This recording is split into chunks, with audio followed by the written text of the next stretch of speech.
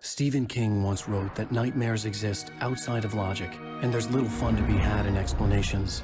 They're antithetical to the poetry of fear. In a horror story, the victim keeps asking why, but there can be no explanation, and there shouldn't be one. The unanswered mystery is what stays with us the longest, and is what we'll remember in the end. My name is Alan Wake. I'm a writer.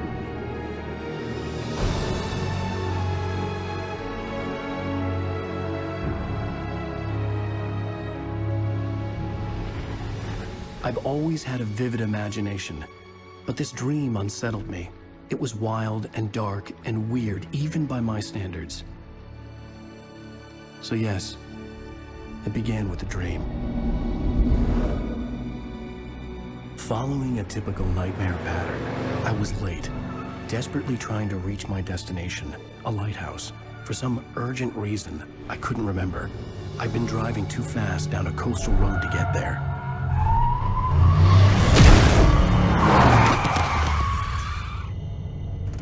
I'd seen the hitchhiker too late.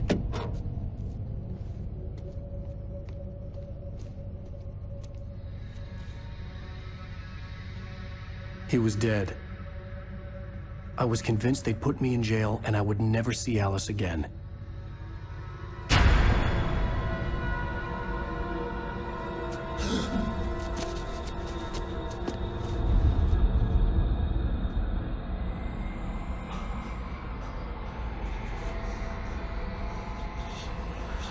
Suddenly, his body was gone.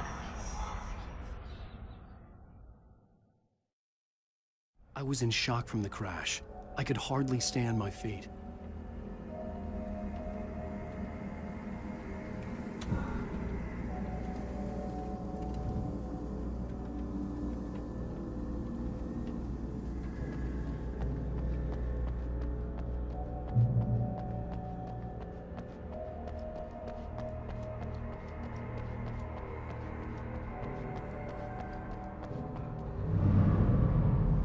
I had to go to the lighthouse. I knew there was something important waiting for me there.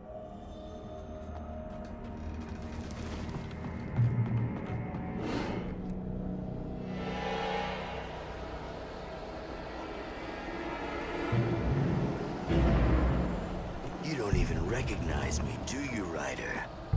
You think you're God? You think you could just make up stuff? Play with people's lives and kill them when you think it adds to the drama?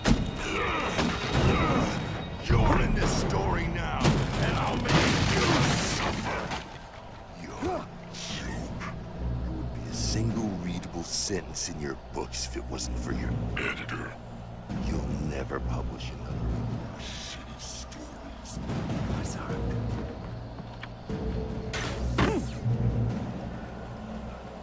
You missed your deadline!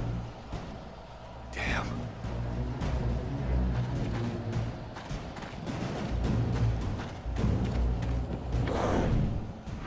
You can't stop me!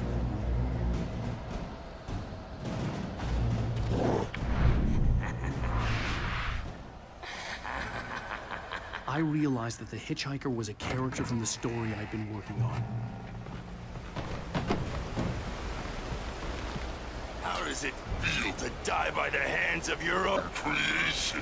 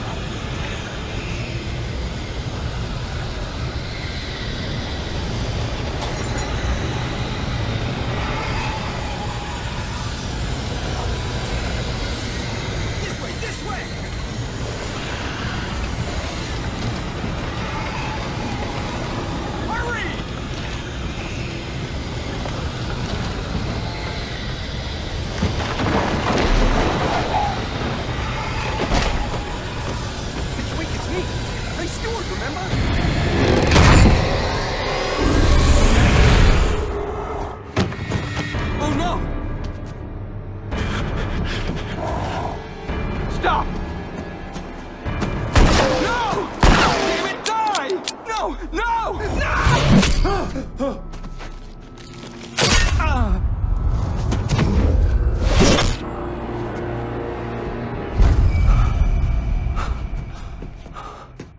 was trapped. There was no way out.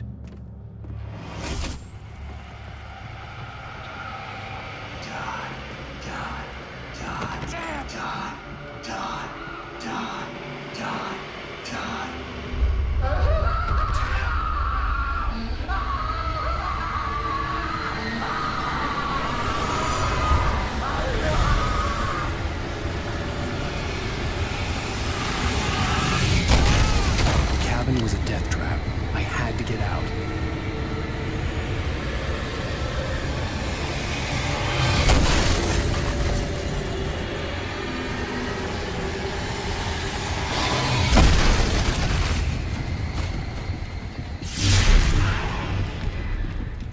Follow the light.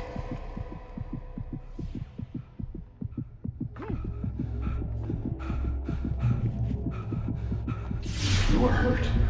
You should go into the light. You are only safe there.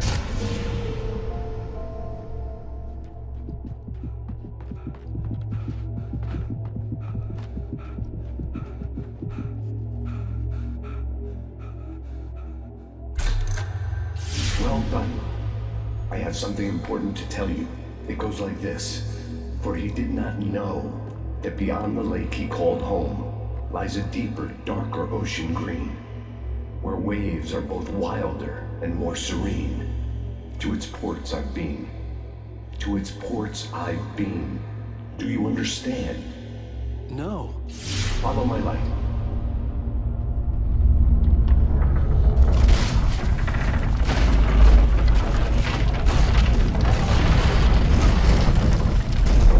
I entered your dream to teach you. The darkness is dangerous. It's sleeping now. When it feels you coming, it will wake up. There's no time. I can only show you the most important thing. The hitchhiker has been taken over by the dark presence. You can't hurt him now. The darkness protects him from all harm. Only light can drive the darkness away and make him vulnerable again. Here, take the light. Turn your flashlight toward him and burn the darkness away.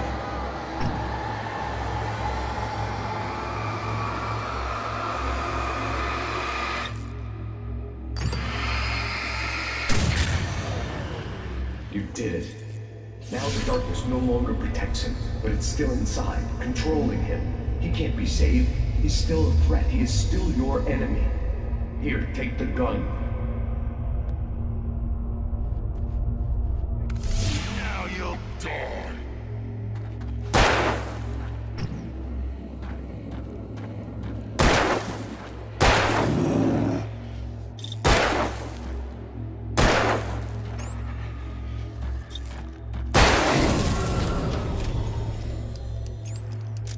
Good.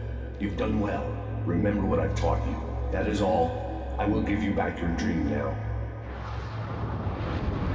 In the nightmare, a terrible darkness was taking over the world. The lighthouse was the last safe place on Earth.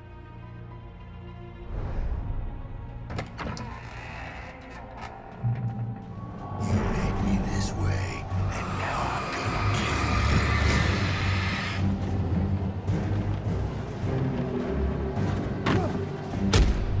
you. This is it, Witch!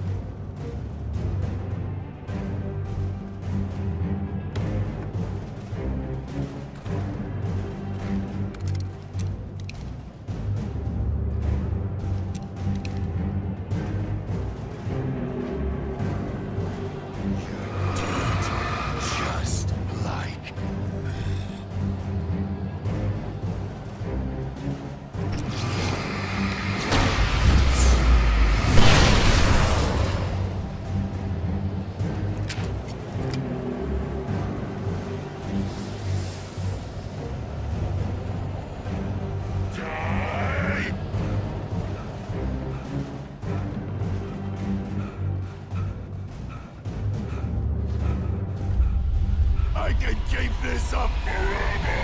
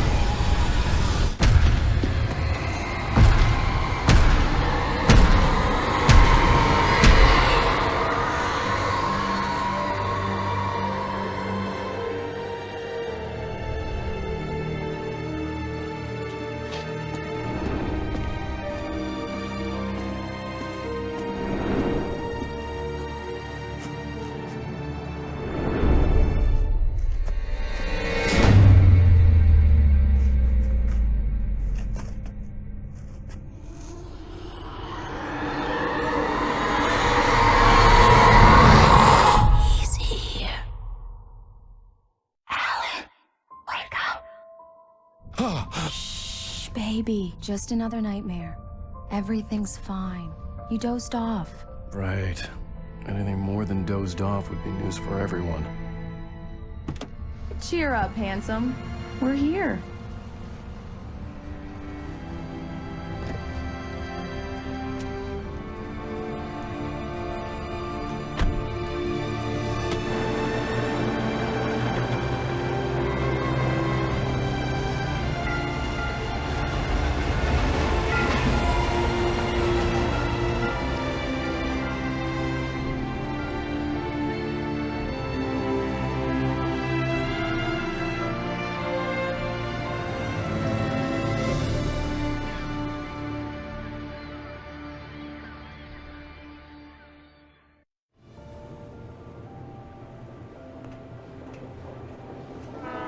Let's act like we're on vacation. Go stand next to that old gentleman there. I want a shot of you with the town in the background. Sure. I'll even give you a title for the shot. A city boy, moments before he got eaten by a bear. Hi. Hello there. You picked a good time to visit our town. Deerfest is just 2 weeks away. Deerfest, huh? Did you hear that, honey? You have a lovely wife. If you don't mind me saying. I'm Pat Maine, by the way. Nice to meet you. Yeah, I'm Alan Wake. I won't pretend I don't recognize a famous writer such as yourself, Mr. Wake. A pleasure. I'm an avid reader myself. I hope this isn't too presumptuous of me, but I'm the night host at the local radio station. Any chance I could get an interview? Look, Mr. Maine, I'm on vacation. In fact, I'd appreciate it if we could keep my being here just between the two of us. I'm sure you understand. Fair enough. You can trust me to be discreet. Not a hard man to track down if you change your mind, though. I hope you two have a lovely holiday.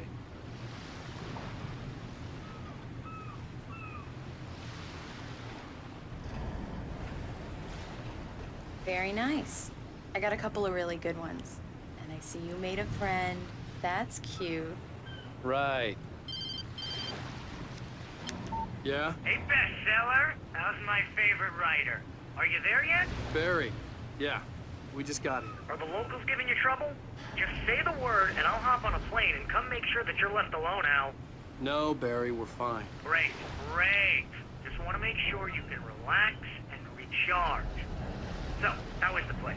Has it gotten your creative juices flowing? Barry, we're just settling in. Okay, Al. I'll call back later to make sure you're doing okay. And you call me if there's a problem, okay?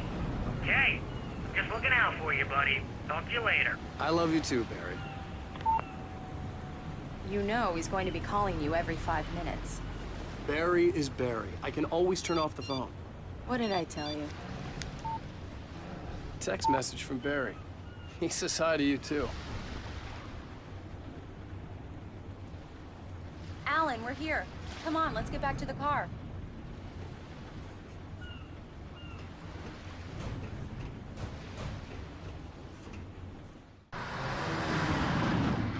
We need to stop at the local diner to get the cabin key from the landlord, a Mr. Carl Stuckey. He's waiting for us. I'll go fill her up while you get the key. I'll pick you up here in, say, 15 minutes? Sure. Alan, thank you for coming here with me. I love you too. Go on. I'll promise to behave.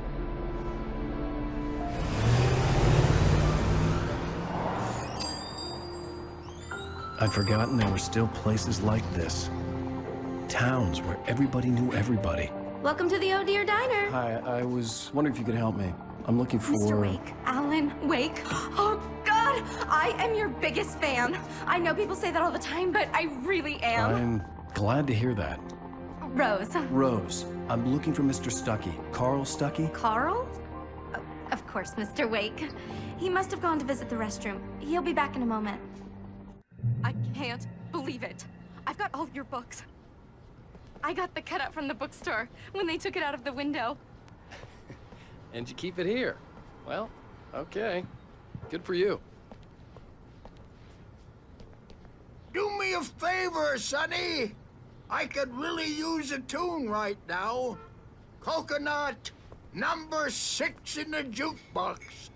I'd do it myself, but both of my legs have gone to sleep. Bad circulation. Yeah. Are you serious? Coconut again? You disgust me. Don't go in there, young man. You can hurt yourself in the dark. I didn't want to wait. I wanted to find Stuckey, to get the key and get out as soon as possible. The waitress was giving me a headache. Overeager fan. Hello? Mr. Stuckey? Carl couldn't make it. Unfortunately, he was taken ill. But I have the key for you and instructions on how to get to the lake. Okay. I wish you a good stay in my cabin. I'll come by later to check how you've settled in. And to meet your wife. I insist. Thanks.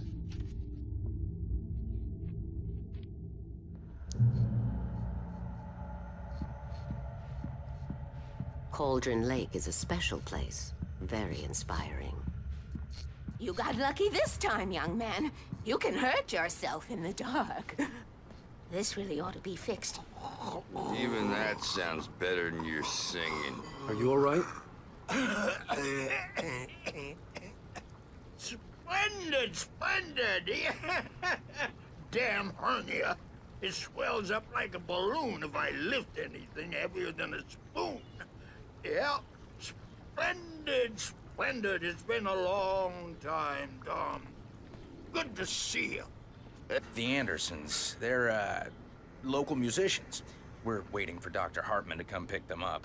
They wandered off from his clinic at the Cauldron Lake Lodge.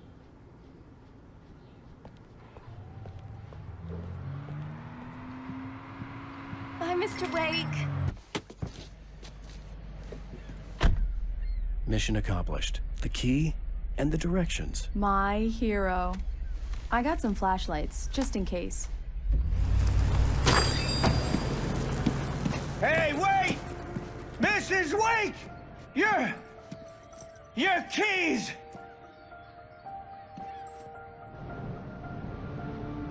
That diner was a real nut house.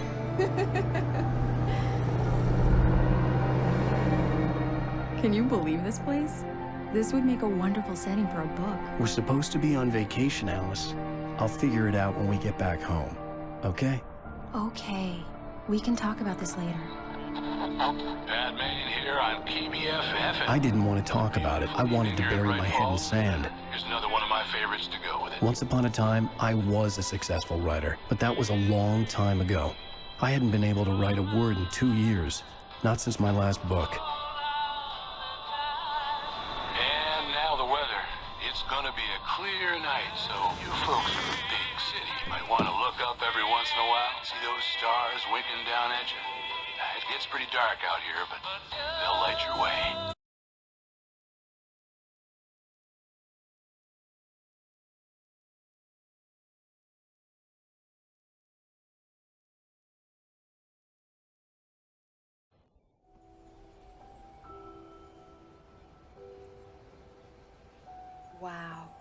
It's gorgeous, Alan. It's something, all right. Don't worry, honey. I'll get you inside safe and sound before it gets dark. And I've got the flashlight. I know. I'm okay. Alice had a phobia, the fear of darkness.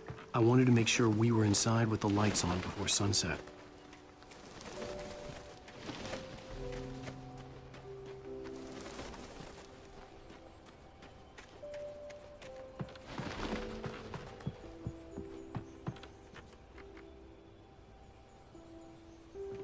Here we go. Let's take a look inside. Come on. It's dark in there. We need lights. Can you figure out how to get the power on, honey? A shoebox filled with books by Thomas Zane sat on the shelf. I'd never heard of him before. Hello? Anyone here?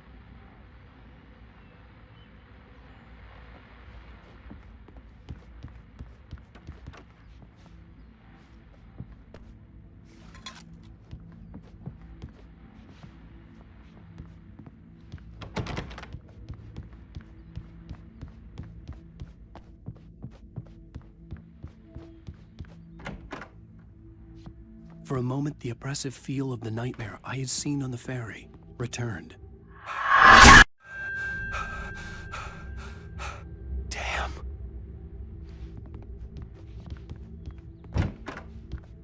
I needed to get the power running in the cabin. There had to be a fuse box or a generator somewhere on the island. The cabin looked like a time capsule from the 60s, or even earlier.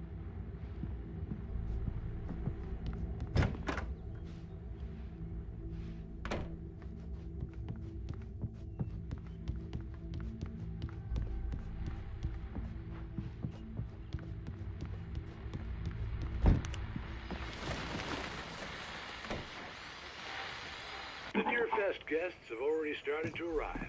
Just ran into one on the ferry. A famous artist, no less. We'll see if we can rope him into an interview later on. Now let's go to the phones. Caller, you're on KBF-FM. Hi, Pat. It's Rose. Why, hello, Rose. What's on your mind? I know who that famous artist was. It was Alan Wake, wasn't it? He's my favorite writer. Well, Rose, I just saw him at the diner. Oh, I am so excited he's here. I'm sure he's glad to be here, too. Well, folks, I guess the secret's out. This is Pat Maine on KBF-FM. And now, some music. Great. So much for keeping a low profile. The power cable goes to that shed over there.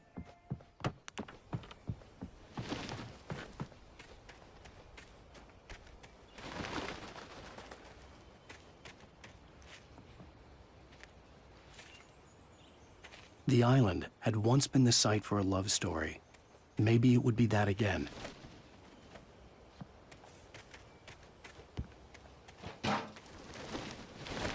An old generator had been connected to the power cable.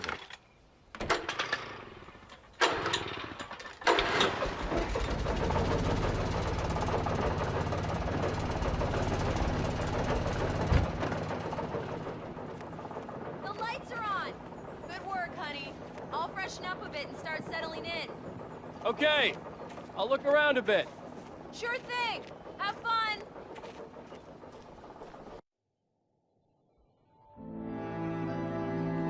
It was a beautiful place. I told myself I could rest here, sleep here, and forget about my work.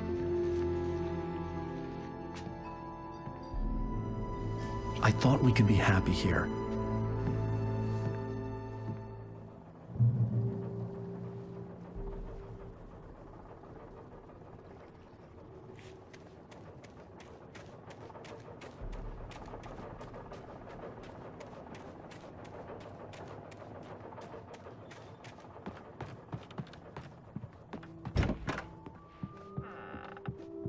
Alice? Honey?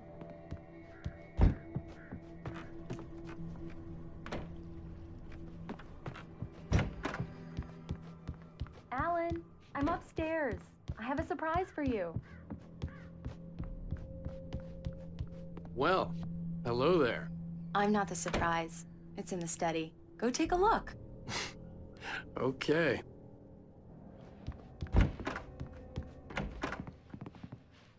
Surprise! Alice? What is this? I guess I have a small confession to make. I thought maybe you could write here that a change of scenery would get you past... Damn it, Alice, everyone Hey, keeps... hey, just hear me out. There's a local doctor, Dr. Hartman. I read a book of his. He has a private clinic here. He specializes in helping artists. Maybe... So now you want to get me committed? No, it's not like that. That's not... Alan? Alan? Just don't! I don't want to hear it! God damn it, Alice! God damn it! I knew she wouldn't follow me in the dark. I needed some time alone to think things through.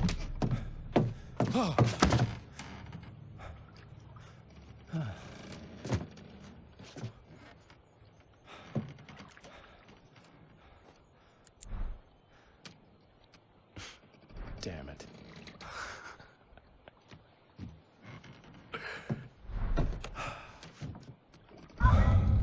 Alice? Alice? Alice! The cabin had gone dark. All the lights were out. Alan, where are you? Help! Alice, I'm coming! It's all right, I'm coming! No! What the hell? Alan, help me! Alan! No! Alice? Alice?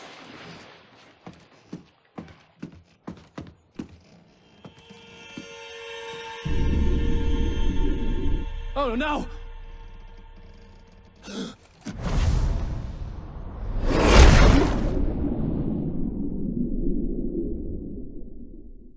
Keep going. Wake up. Alice?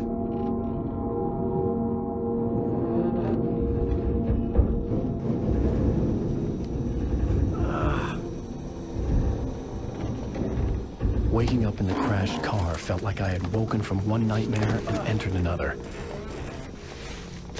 I couldn't remember how I got there. All I knew was that something terrible had happened to Alice. The phone was dead. I'd have to find help on foot.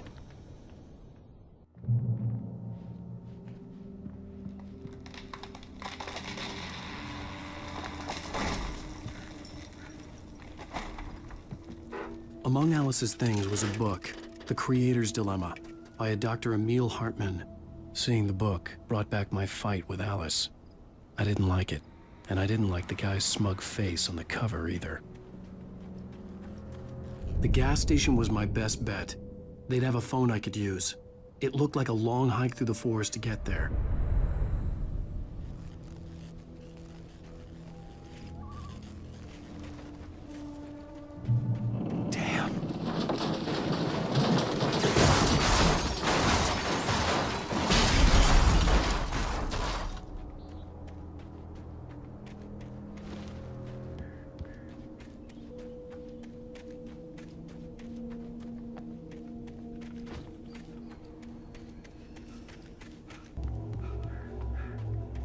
Hello?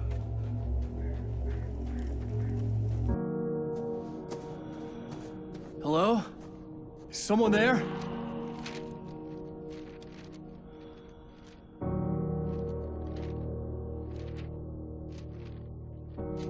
The loose sheets of paper were pages from a manuscript entitled Departure. That was the name I planned to use for the next novel I had never gotten started. I was named the author. I hadn't written it. I couldn't remember writing it. In the scene on the page, the hero was attacked by an axe murderer in the woods at night.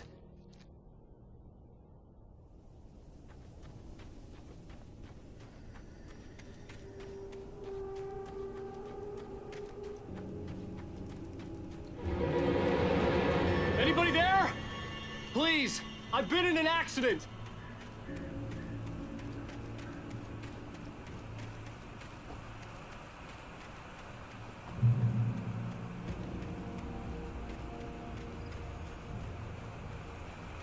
The lights up ahead were a good sign.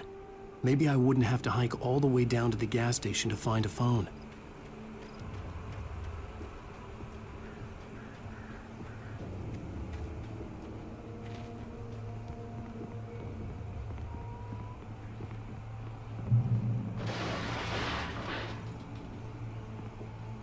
Anybody there?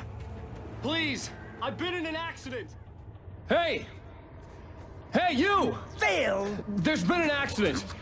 I need help. Listen, I need to... Premium cabins for rent in... Oh, hell. Carl Stucky. Pleased to meet you. Non-refundable reservation deposit required. Fair and square. Fair and square.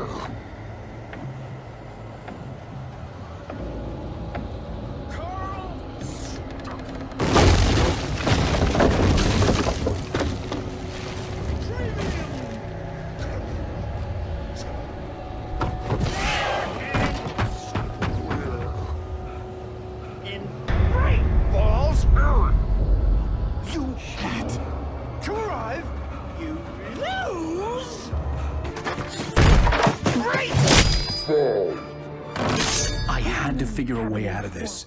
Any second now, and Stucky would be knocking on the door with his axe like Nicholson in The Shining.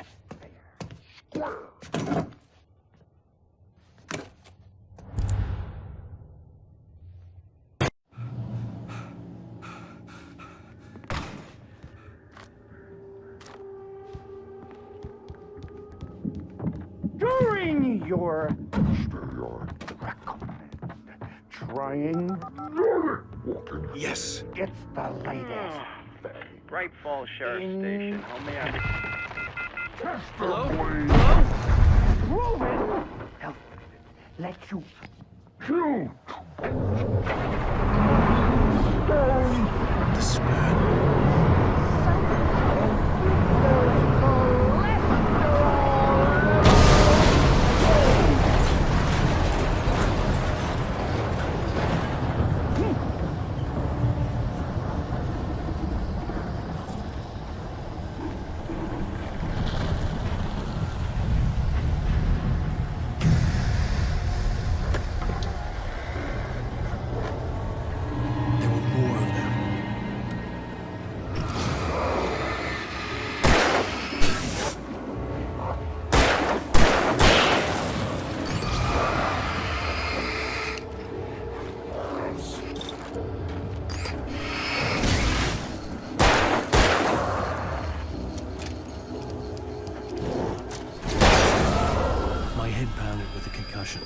I'd never fired a gun outside a shooting range, and now I just killed someone.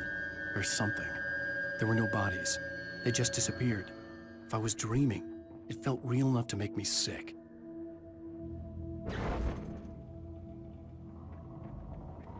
The dark forest was the last place I wanted to go, but I had no choice. I had to get to the gas station.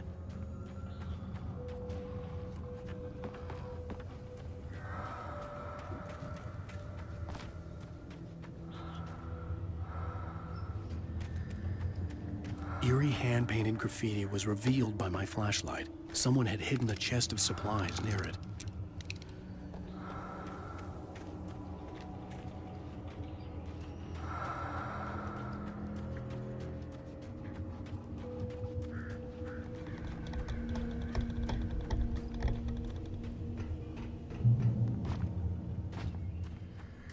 It's rabbit season.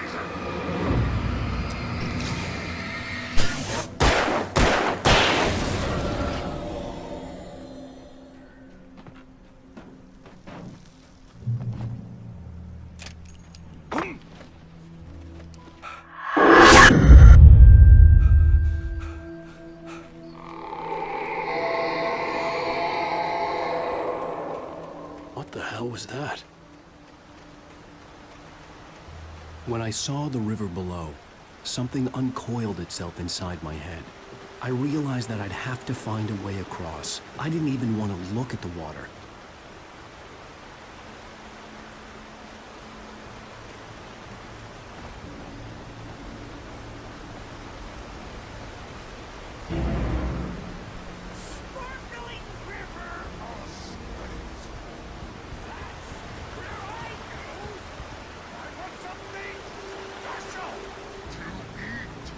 Stucky was still out there, in the dark, stalking me.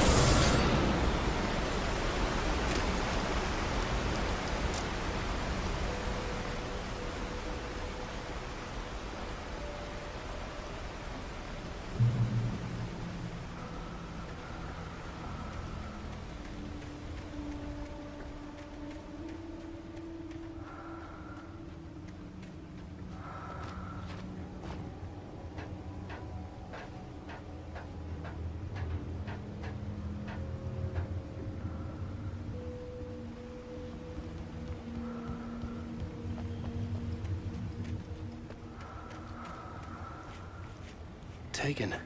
They're taken.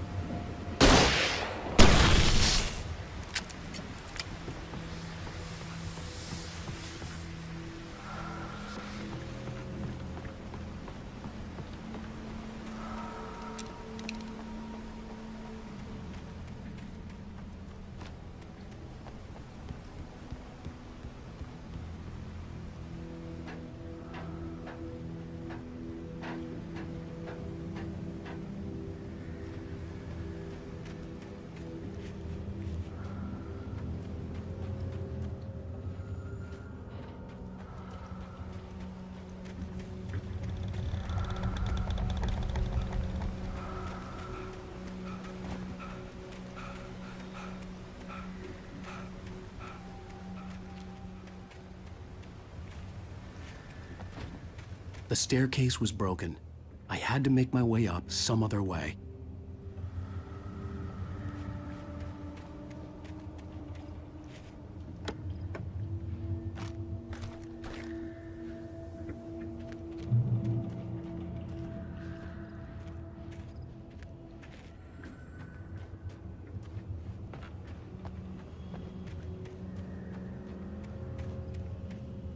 There was no power. There was bound to be a generator somewhere at the logging site.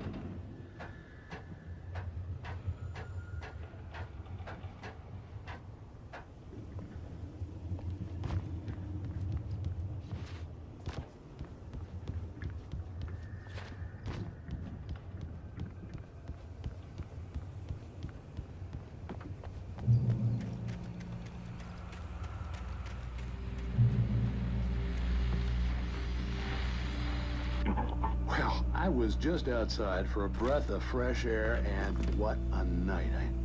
I know most of you are probably in your beds by now, but if you're still up and around, take a moment. Step outside for a spell and breathe in deep.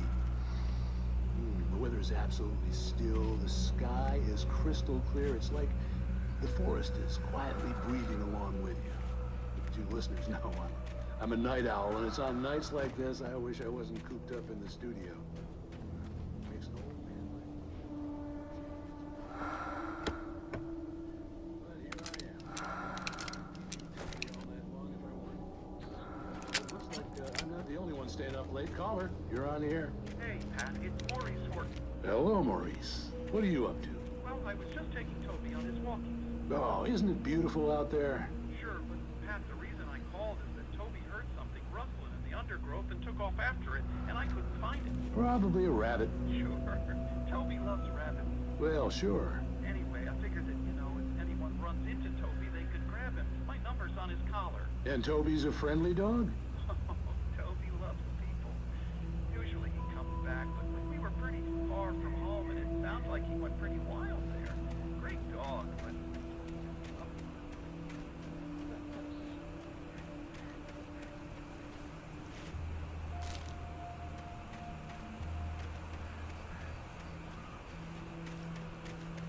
The gas station was closer now, its light welcoming in the darkness. Paul makes the best dogs in the state. Belly Burster is the best with no cut. Monster Dog is second best. The famous dog is...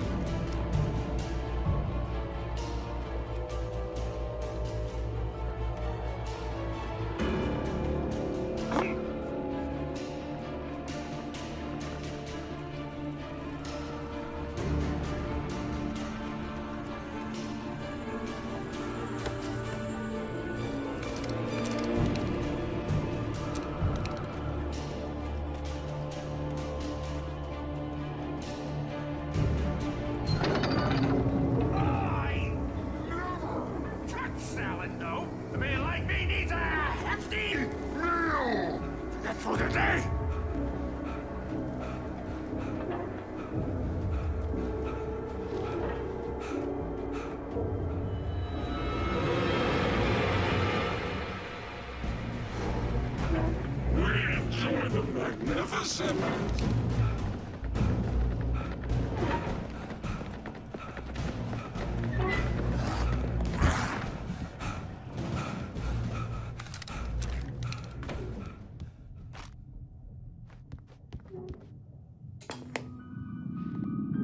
Science.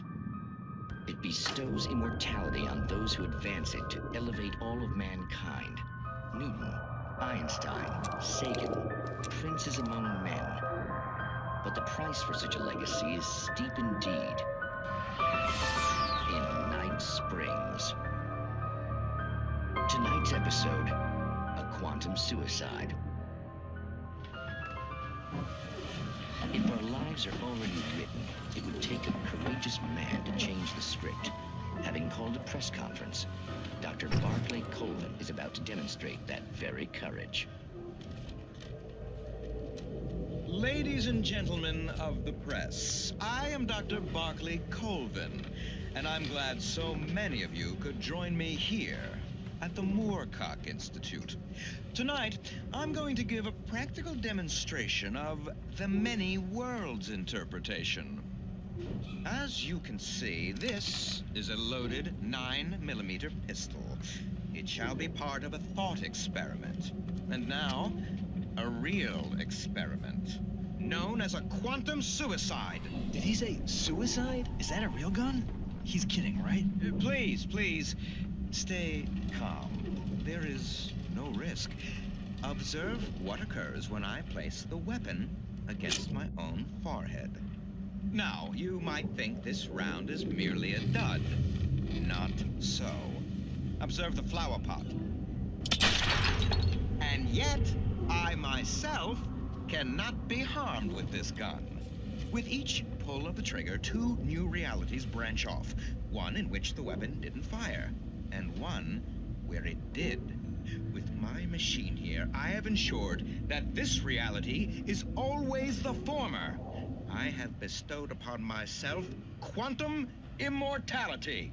Under no circumstances can this gun kill me. So wait. What you're saying is that every time you pull the trigger, in another reality, you die? Yes, of course, but that's completely trivial. There's an infinite number of things that could happen at any moment, and they always do happen somewhere. The point is, this one thing did not happen here. You're insane, Colvin. Insane? Insane? Hey, was this thing supposed to be plugged in? I stumbled on it. You fools!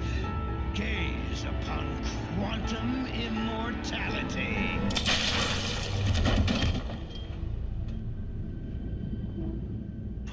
Poor Dr. Colvin, felled by his own hubris or the ignorance of the masses. Perhaps he should have left the crate unopened, the decaying atom unobserved. Curiosity often kills the cat. In Night Springs.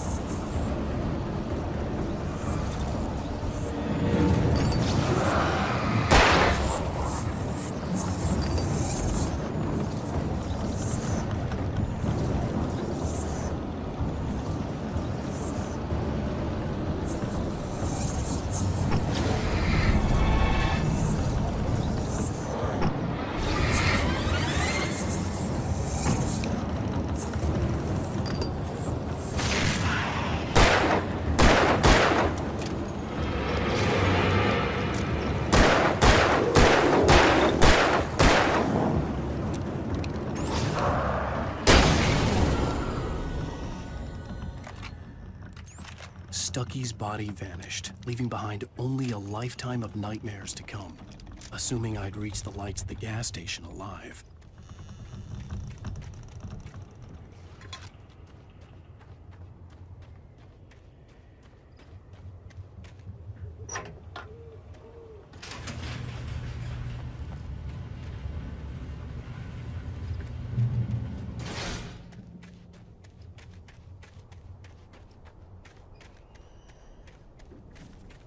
I recognized the parade float I had seen in Bright Falls when I first arrived with Alice.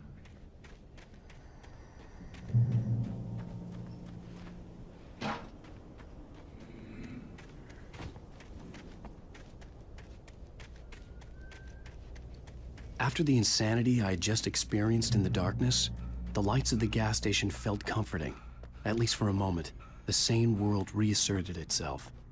The Deer Fest had been 2 weeks away when we arrived.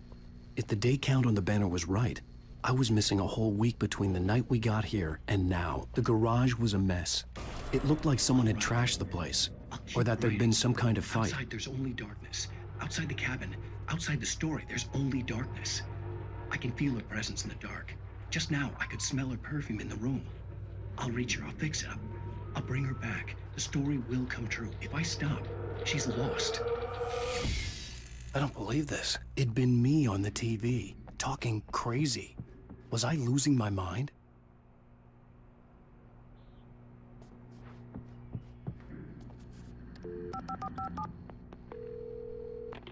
Bright Falls Sheriff Station.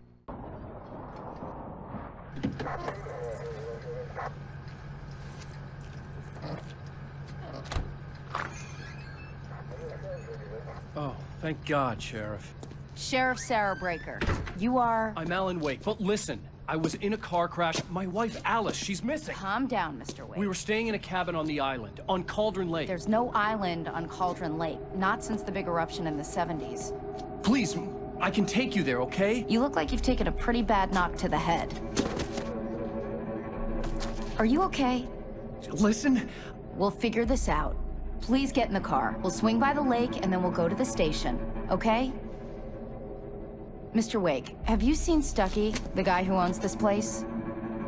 I realized I couldn't tell her what had happened in the forest. She wouldn't have believed me. And then she wouldn't have helped me with Alice.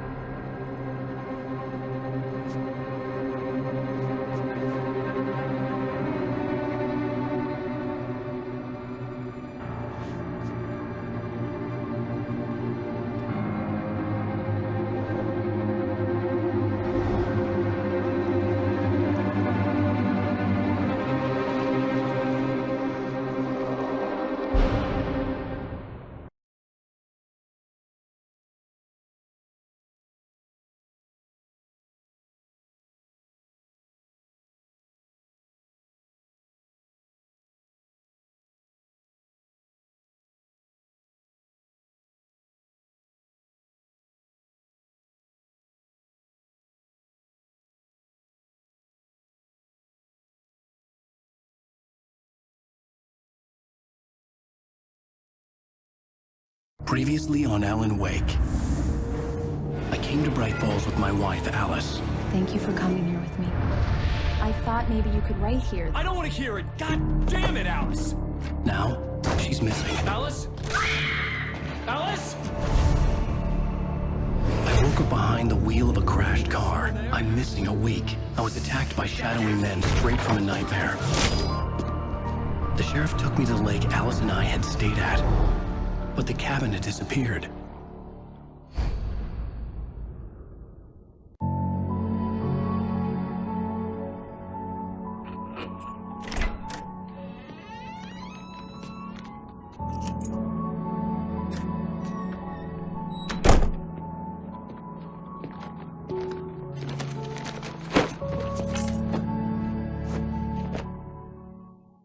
Honey, I'm home. Back here, sweetie. How was it?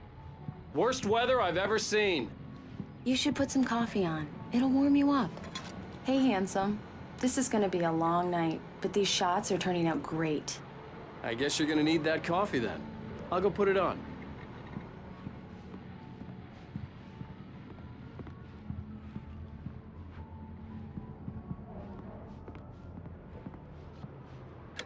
Coffee's on. Great, thanks. I'll need it if I'm gonna finish this by tomorrow.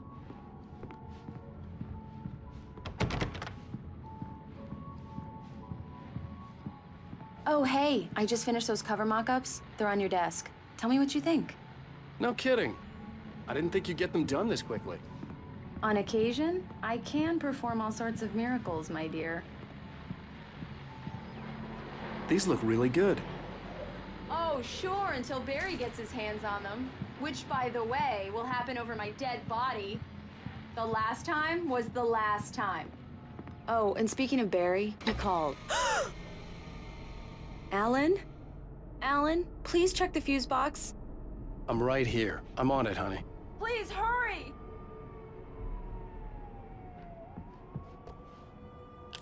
Honey, it's a power outage. I've got the flashlight. Okay. Hi. You okay? I'm sorry. It just really spooked me. Don't worry. We'll just break out the candles. I know it's stupid, but it's just... especially when I'm not prepared for it, you know? It gets to me. I love you. Tell me a story, writer. Okay. I used to have these nightmares when I was a kid. The dark really spooked me, too.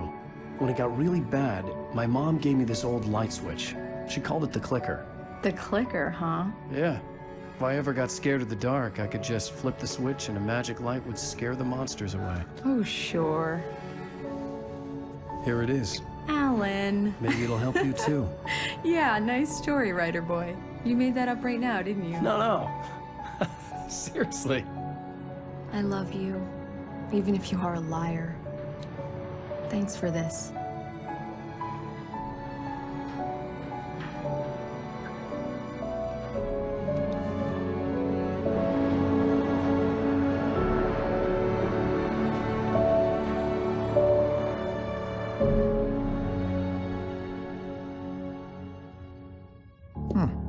How do you feel, Mr. Wake? Any nausea, disorientation, anything like that? Mr. Wake, how are you feeling? I'm okay. My head's fine. I had to lie about my headache and memory loss. He'd send me to a hospital for tests. I couldn't leave without Alice. Very well. I don't think you have a concussion, but you've obviously been through quite a shock. You should take it easy for a couple of days. Thanks. Well then, Mr. Wake, we're done here. If the pain gets any worse or you experience any other symptoms, you should come see me. I'll let you get on with it then. Sarah, Sheriff Breaker, is waiting for you. She's very good at her job. I'm sure she can locate your wife in no time. Doc Nelson was the image of a small-town doctor. Sheriff Breaker had called him to the station to take a look at the cut in my head.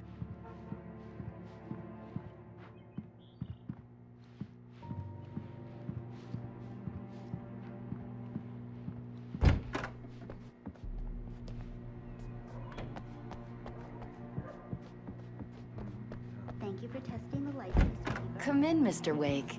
Your phone's on the desk. The battery was dead. It's charged now.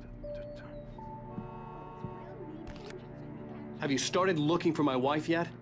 My men are already on it. Now, can you tell me what happened? I'm not sure. I can't remember. We were arguing. I walked out of the cabin. The cabin on Cauldron Lake? How did you end up at Stucky's gas station? I wanted to tell her what had happened last night, but I couldn't. She'd lock me up. Excuse me. I need to take this. Hello? Alan, please help me. Alice? Stop talking to the law. You'll do exactly what I say if you ever want to see your wife again. Who is this? Go to the back lot. There's a hole in the fence on the left. Look inside the junker. I left a little something there to convince you we're all on the same page here. After you ditch the cops, you're gonna meet me in Elderwood National Park. There's a spot called Lover's Mr. Peak. Wake, can I help you with Midnight. anything? Don't do nothing stupid, pal. We're watching you. I need to get some air. The sheriff said I could go out back. Of course, Mr. Wake. You can get there through the cell corridor. More light in here. Damn it! More! Hey, mister! Hey, can you turn the lights on? The deputies, they don't understand. Thank you, man, thank you. Hey, you're all right. You're a good guy. Don't let anybody tell you different. You know, I shouldn't even be in here. The cops, they got it all wrong. See, sure, I beat him up, but I wasn't drunk. I mean, I wasn't drunk at the time. I only got drunk afterward. Okay, listen, you gotta listen carefully now. Here's the kicker. That wasn't Danny. No, sir. It only looked like him. You wanna know who it really was? I'll tell you who it really was. It was a goddamn space alien! I know it sounds like... The early morning light hurt my eyes and made my head ache. The man on the phone had said, go through the fence on the left.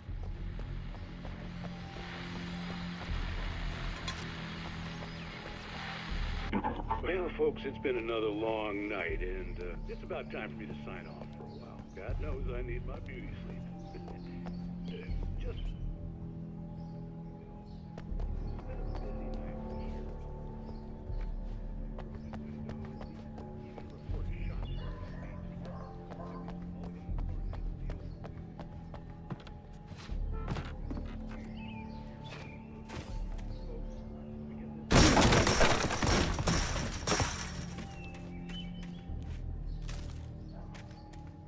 Alice's driver's license had been placed on the front seat. The caller meant business.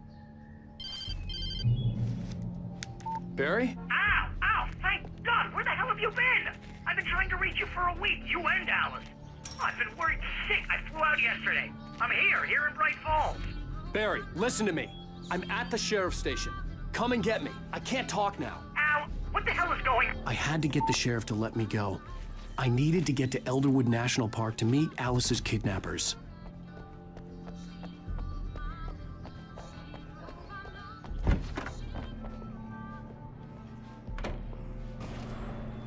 A writer is a light that reveals the world of his story from darkness, shapes it from nothingness. The way a sculptor carves a statue from a block of granite. If I stop, the world I'm making dies. Darkness will reclaim it. It's a long, hard journey into the dark. Alice's life is at stake, but I can't think about that, or I'll lose it. The dread lingers at the edge of perception. I'll push on. Anything is possible here. I'll write the story. I'll save her. Marvelous, Sarah. I just wanted to settle all the damage the Anderson brothers might have inadvertently caused on their recent and regrettable... Are you feeling any better, Mr. Wake? I'd like to leave. Am I free to go? Well, we still need to talk about... Am I under arrest? No, of course not. But I need to know where you'll be staying so I can get in touch with you. I'd avoid the motel. The Majestic is known for its roaches. The cabins at Elderwood are pretty nice, though. That sounds perfect. I'm Dr. Emil Hartman. I'd like to invite you to stay at Cauldron Lake Lodge. Did you talk to my wife? I had the pleasure of discussing your situation with her on several occasions. Did you set something up with her? I invited her here. My clinic is a place where... Oh, hey! Oh, my! Take it easy. Hey, nobody move! Get your hands off of my client! Who are you? I'm Barry Wheeler, his agent. If you have business with Mr. Wake, you talk to me. You yokels won't know what hit you once I sick my lawyers on your asses. No harm done, Sarah. I'm all right. I don't want to press charges. Mr. Wake, my offer still stands. Get me out of here. What the hell was that about, Al? We don't need a replay of that thing with the paparazzi. I thought they were gonna lock you up. I had to talk to someone. I told Barry everything. He thought I was certifiable, but when he heard about the manuscript, I had him. The fact that I'd written something, even if I couldn't remember it, was enough for him. He smelled money. And he believed that Alice had been kidnapped. Anything beyond that was another story. I had a midnight appointment with the kidnapper in a place called Lover's Peak, somewhere in Elderwood National Park. The plan was to rent a cabin. I don't like it, Al. I don't like any of it. It's not good. In fact, it's the absolute opposite of good. Mr. Wake! Barry, you found him. Hi, Rose. Oh, wow. I was just thinking about you, too. Great. I was just bringing Rusty some coffee. He's on the balcony, looking after Max. Poor thing. I really need to go. Great to see you again, Mr. Wake. Later! Who's Max?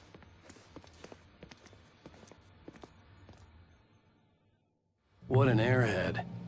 Jeez, Mr. Takes a swing at everybody.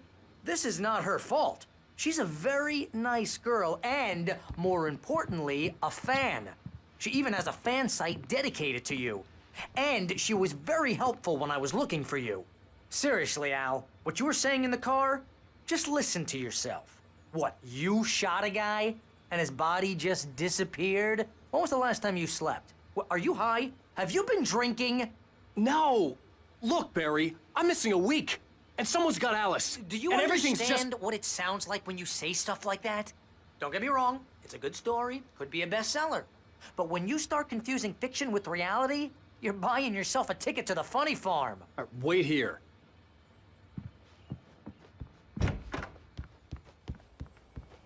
Easy there, boy. I'm almost done. Hey, Rusty, right? You rent cabins. Oh, Mr. Wake. I'd shake your hand, but mine are kind of full here. Actually, I'm sorry about this. Would you mind grabbing the registration form from the desk? It's just across from Bucktooth Charlie. Okay, sure. What happened? Seriously, Al, you can't just go and meet a kidnapper. Those situations always end up in disaster. You gotta talk to the cops. She's my wife, and it's my call. Can we talk about this later? No, this whole thing, listen, you hit your head. I mean, geez, Al, come on. You gotta understand how crazy all this sounds. If you're trying to pull a joke on me, freak me out, it's working. Ha ha, let's have a laugh on Barry. Well, you had me going there real funny, Al. You can quit it now.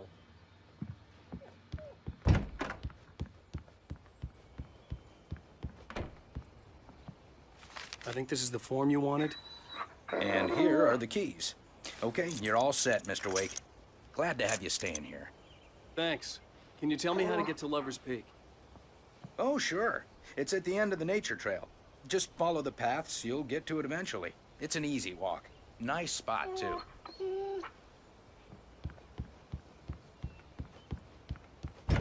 Look, Al, you're asking me to believe that you shot a dude who went poof into thin air, a guy who was bulletproof until you pointed a flashlight at him. You hear that from people who end up spending time in padded rooms, strapped to their beds, wearing white shirts with too long tangled up sleeves, and eating a healthy diet of pills. Al, you make cruel jokes about people who believe that kind of stuff. You're the skeptic. You gave...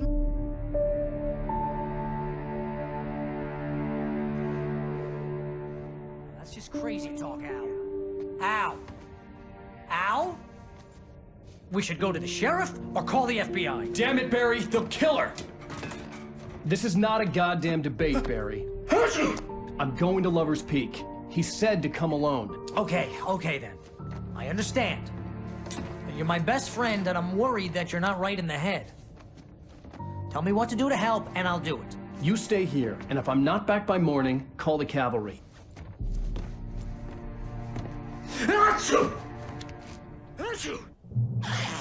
Just be careful with the natives, Al. These yokels are dangerous. Everybody hates a tourist, or it'll be Deliverance all over again.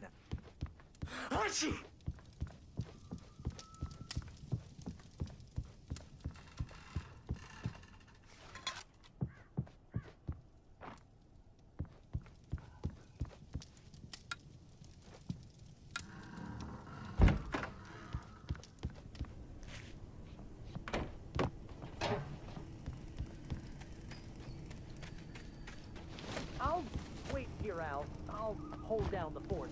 I'll be with you in spirit every step of the way, Al. Walk through the door now.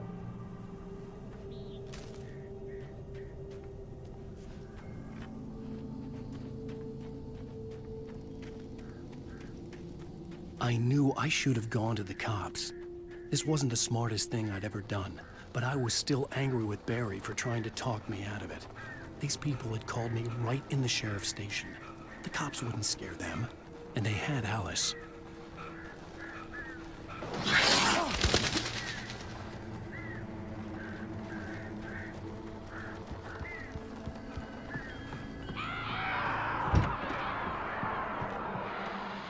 Welcome back to the show, folks. As promised, our very own Dr. Nelson has just parked his rear end in the studio. Doc, what's your Deerfest plan like?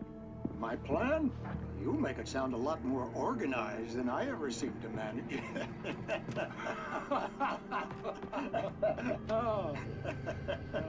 No plan, really, just taking the atmosphere. I'm getting a little too rickety to do much more than that, you know. Oh, tell me about it. No sack race for us older gentlemen, huh? Yes, exactly, Bat. But I'm gonna check out the parade, of course. And I'll be one of the pie contest judges, too. Well, that takes a different kind of constitution. Oh, yeah, it's my kind of exercise. Now, Doc, seriously, you're in pretty good shape, though. You're the outdoors type. I know for a fact you're an avid fisherman. That's right.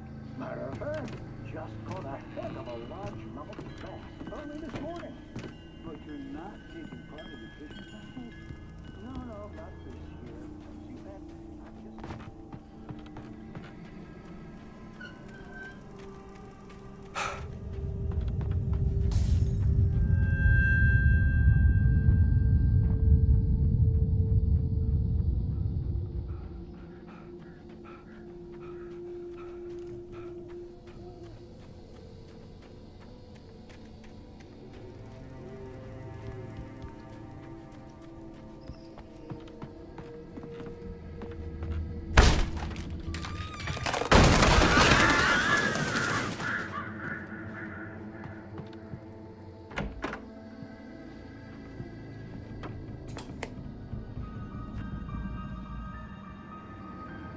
Crime and punishment. The cancer and cure of civilization. But some crimes are impossible to punish, especially in Night Springs. Tonight's episode, The Man in the Mirror.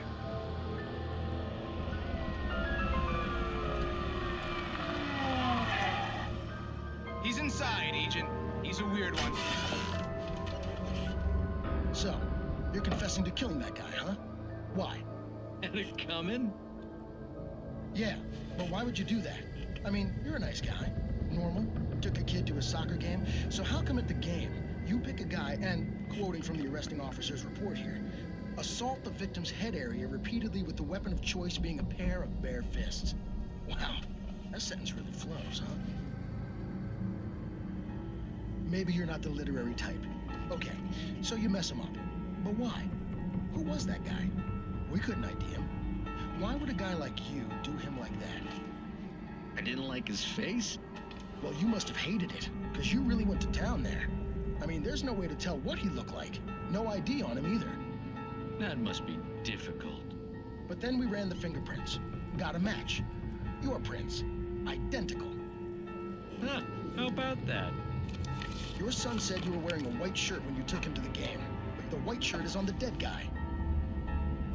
It's plenty red now. You won't get away with this. Do you really think that's in any way relevant to me?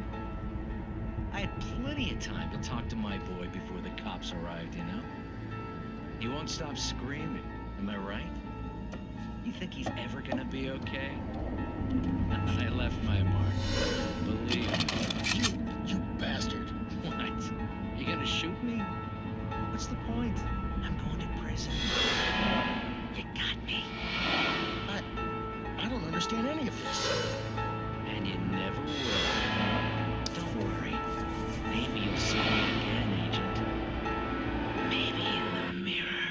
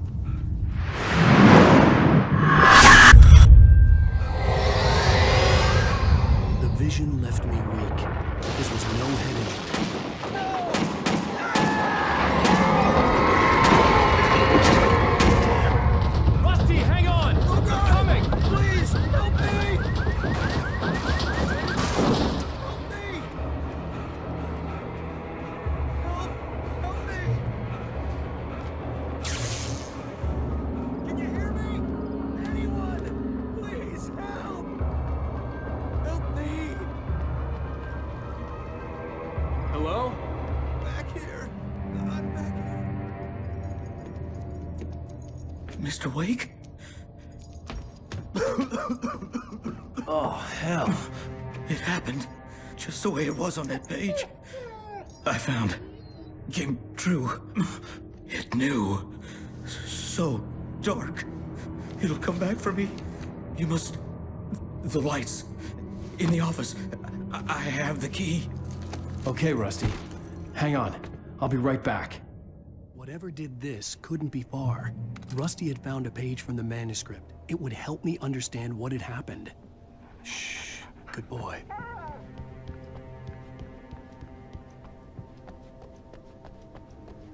The only way to make sure that Rusty was safe was to get the power running and the lights back on.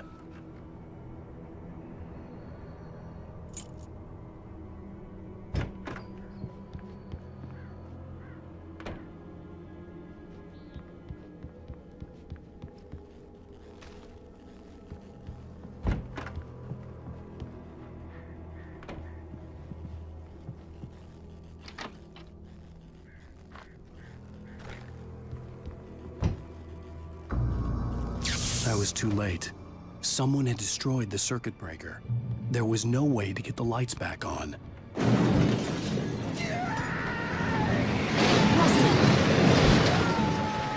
Rusty! The ground was covered with oily patches that looked like liquid darkness.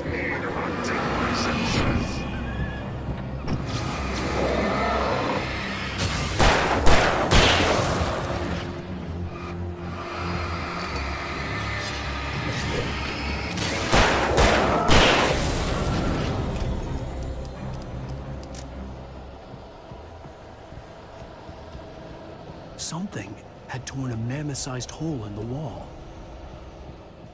Please! Don't feed the animals.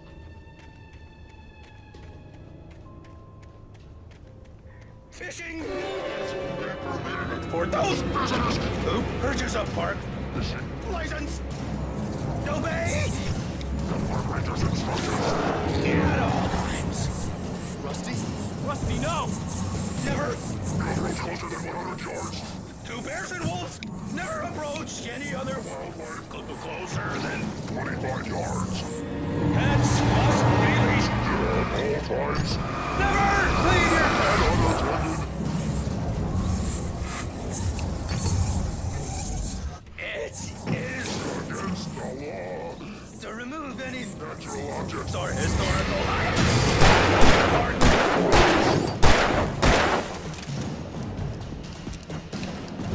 This includes even human.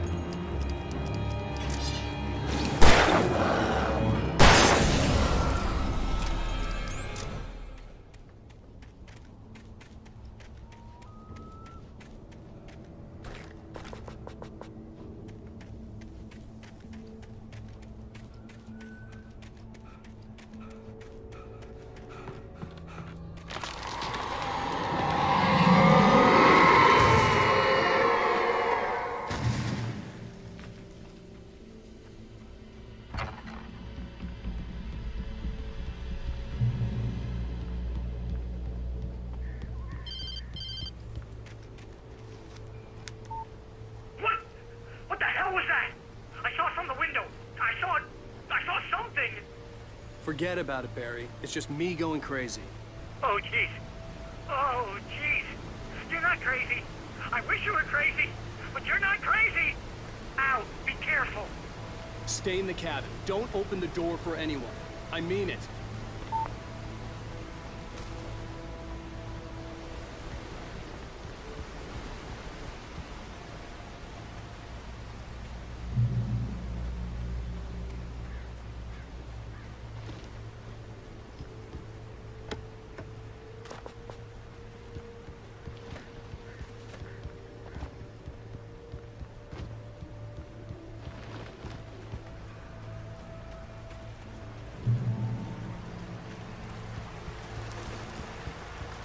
Lover's Peak was at the far end of the nature trail.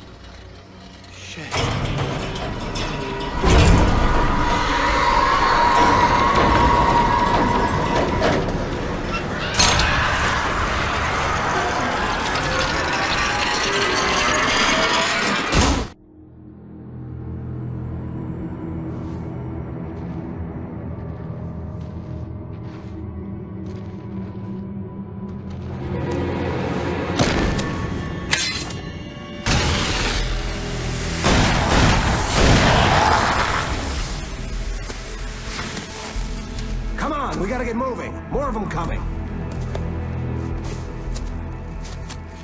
That flashlight's kid stuff. The flares will keep the bastards away.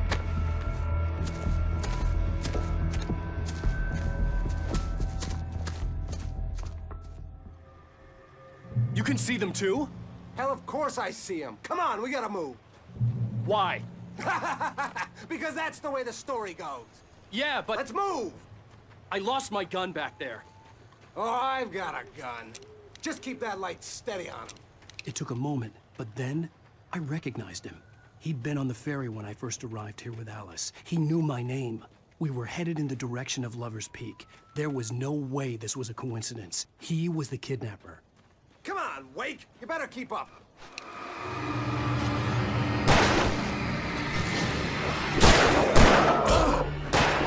How's that? What I got for you?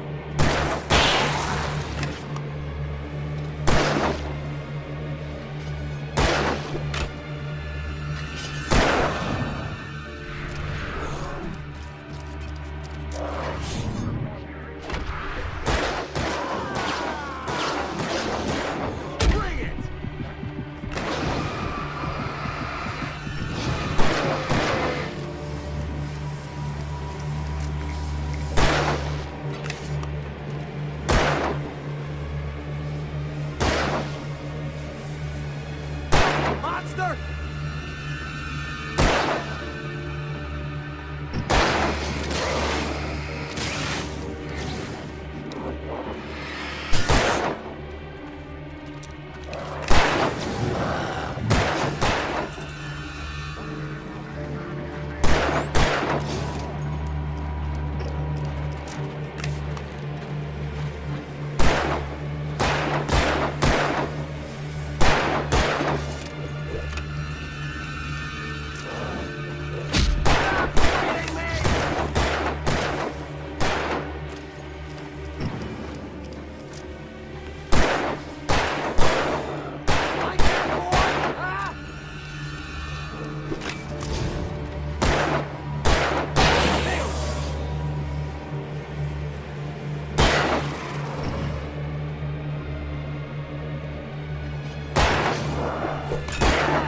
That's right!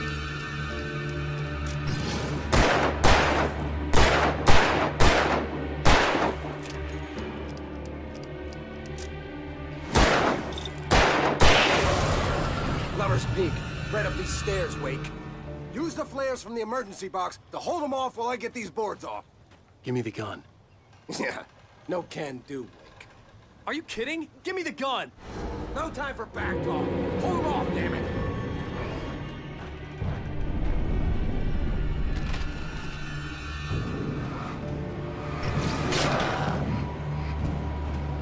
Just a little longer. Scare them off.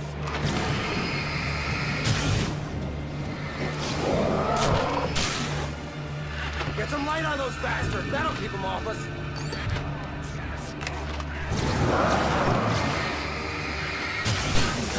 Just a little longer. I almost got it. Oh, it's open. Move it a little.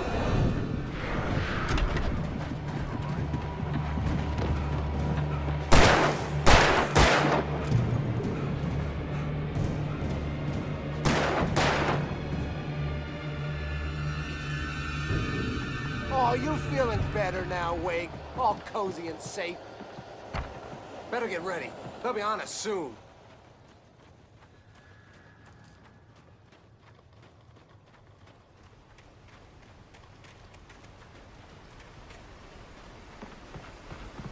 This is it, Wake. The last stand. There's more flares here. Get ready. We fight them as long as they keep coming. Give me the goddamn gun! They're coming! That's not how this goes. Get with the program, Wake.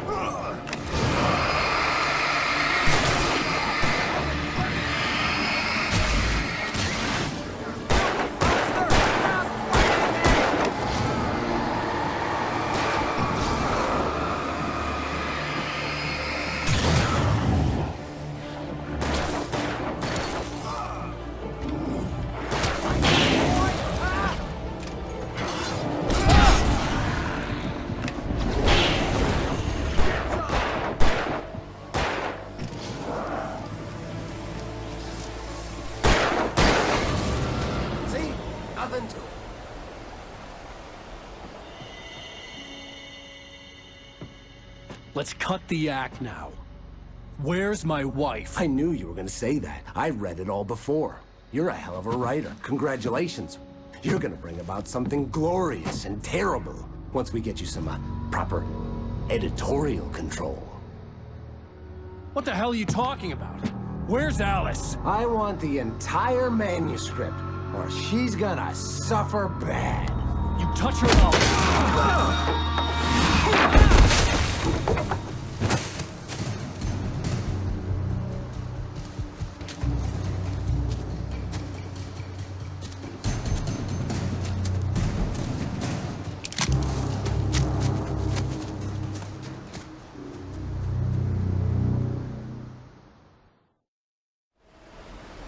You're gonna give me the manuscript or you'll be sorry. No! Come back here! I swear I'll kill you if you hurt Alice! Do you hear me? Come back here! He had Alice, and he wanted the manuscript because he thought it held some magical power. But I had no manuscript to give him. I had to get back to Barry and figure out my next move.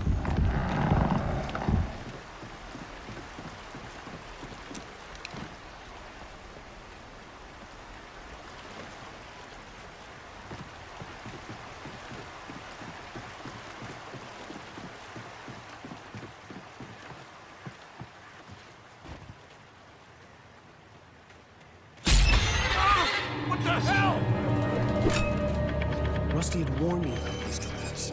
It hurt like hell. I was stuck.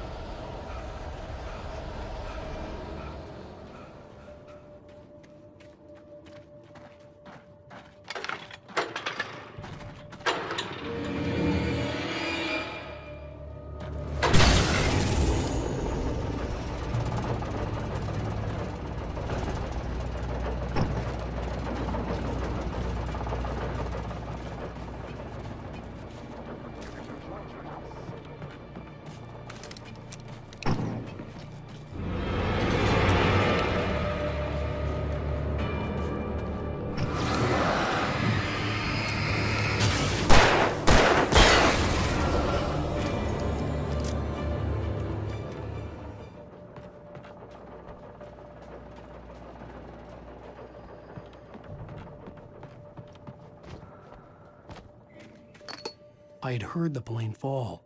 It made no sense.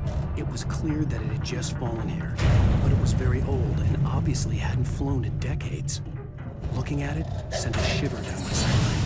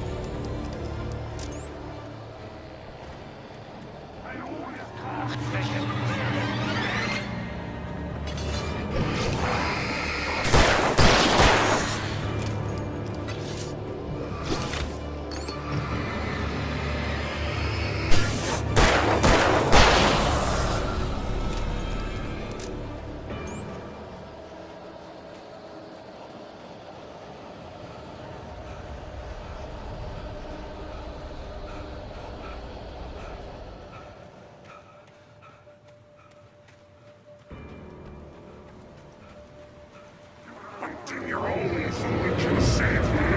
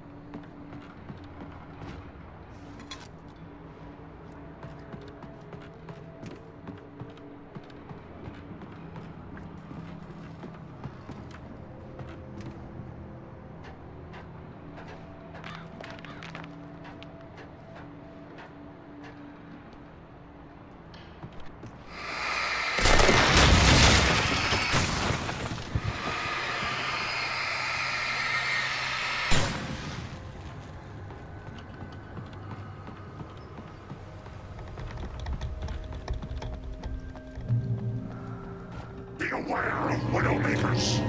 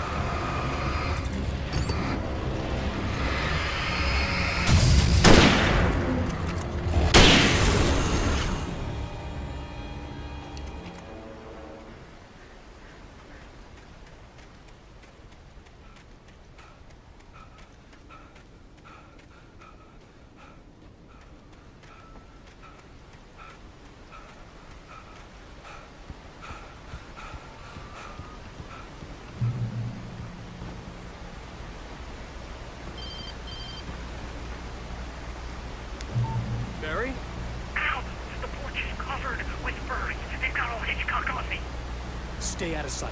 I'm on my way. Don't open the door. What am I, crazy? Stay hidden. I'll be there soon. Just make sure you keep the lights on.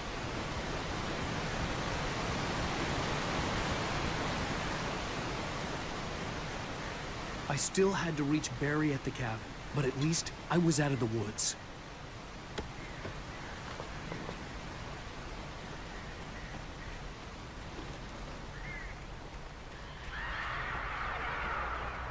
I'd have to get the car from the locked garage.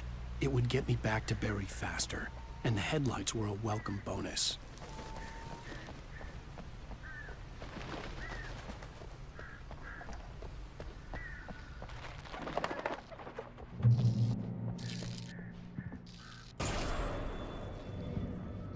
A story is not a machine that does what you tell it.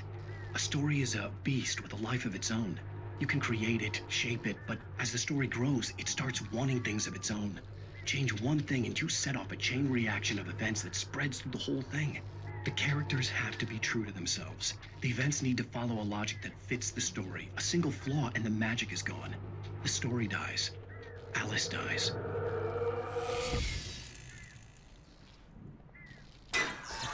You can learn about nature and yourself.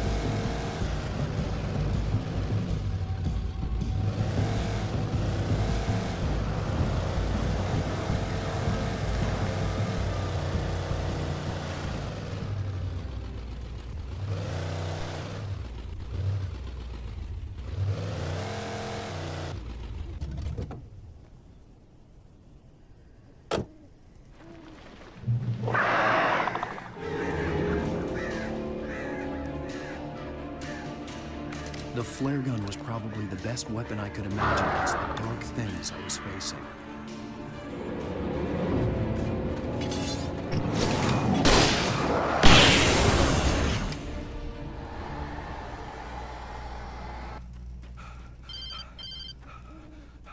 It was the kidnapper. You son of a bitch! Where's my wife? Enough horseplay, Wake. You deliver the manuscript, and you can have your woman back. Simple as that. I don't... Listen. I'm gonna need time to finish it. I still need to write the ending. I need a week. Not done? I need a week. 2 days. The old Bright Falls coal mine is nearby. You can find it easy, city boy. The main building, there at noon. You bring the manuscript, you'll get your wife. If not, well, get me? Yes, I get you.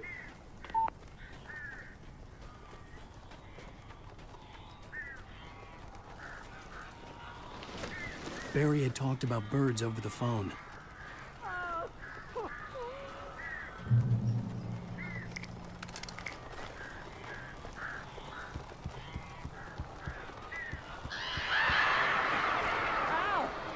I am so glad you're here. A couple of them got in here before I blocked the chimney. This isn't normal. These birds are weird.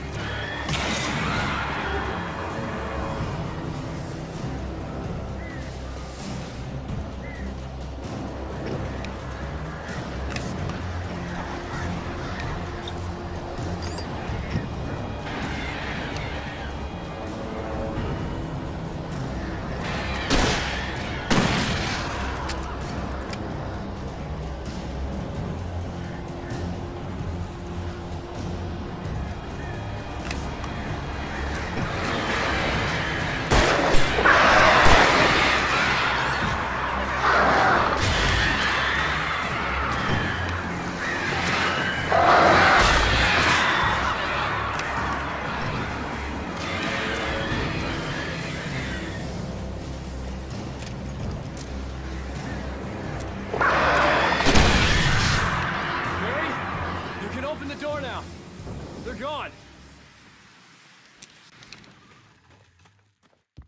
Hey, Al. I'm sorry for thinking you were having a psychotic episode, man. I sent Barry to the town to ask around about a man fitting the kidnapper's description. He'd go through the archives of the local paper. Perhaps he could learn something. Anything about the island and the cabin that had disappeared. The man wanted a manuscript. I had to try to write him one to get Alice back.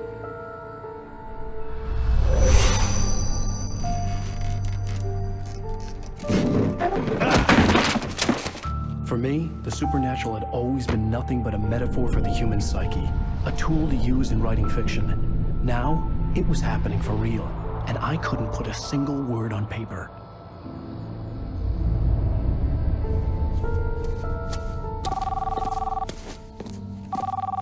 Barry Wheeler speaking. This is Rose. Rose? I found Mr. Wake's pages. Oh, you sweet, brilliant girl. Could you and Mr. Wake come get them? I live in the trailer park outside the town. We'll be there in less than an hour. Bye now. See you soon. Have a great day. Hope you come back soon. Welcome to the Oh Dear Diner. Good girl.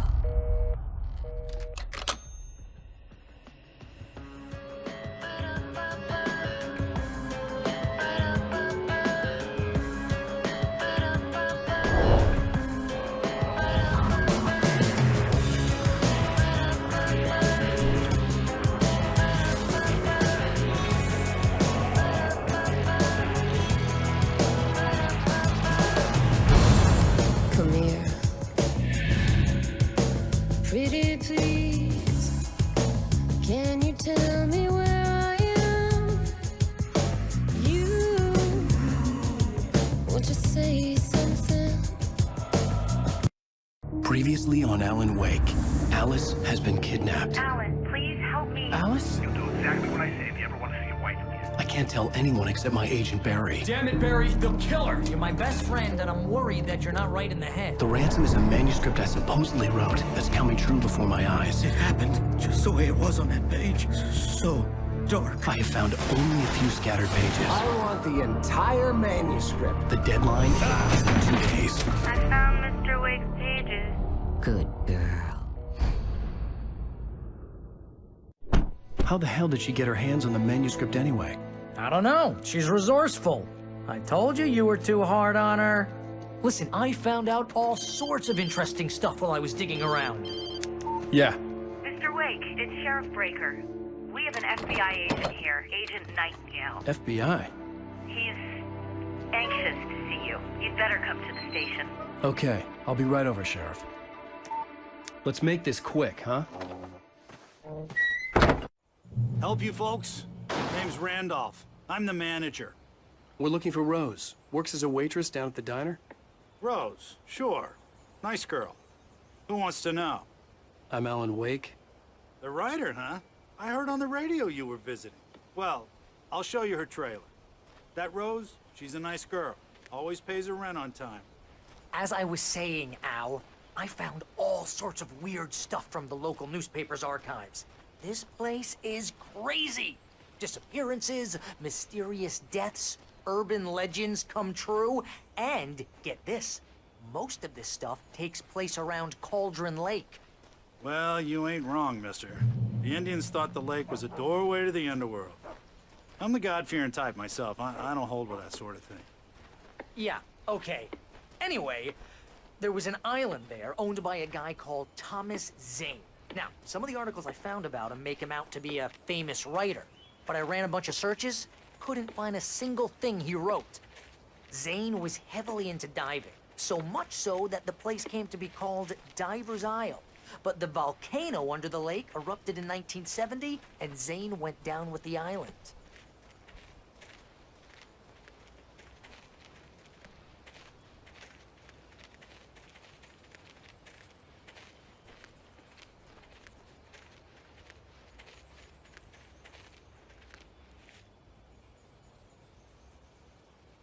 It gets better. A local girl, Barbara Jagger, drowned in Cauldron Lake just a week earlier. they were lovers. Sure, Jagger's a local spook story. The Scratching Hag comes for you in the dark. Childish stuff like that. Anyway, Al, I'm just getting to the best part. All of the articles about this stuff were written by Cynthia Weaver. I asked around, and she's that crazy bag lady you met. What, the lamp lady? She can be a little loopy, but she's not homeless or anything. Yeah, anyway, she knew both Jagger and Zane before they both died, and she had some kind of a breakdown.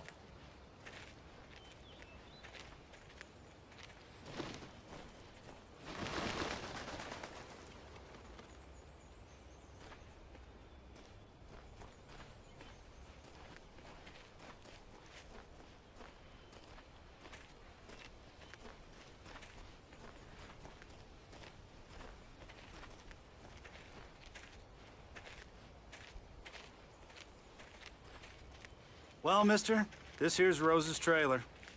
You mind me asking what you want with her? We're just here to talk to her, pal.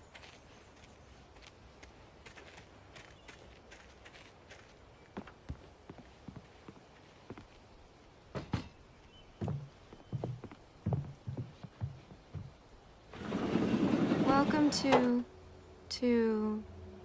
Oh dear, Mr. Wake. I'm so glad you're here. Rose, you have my manuscript? Oh. Oh, yes. Yes. Please, come in. Hey, this is really good. Rose. Yes. My manuscript. I really need it. I understand. I know what you need. A muse to inspire you. Oh, for Barry. She doesn't have anything. Yeah, hey, Al? Al, what's... Oh... Barry! What? What?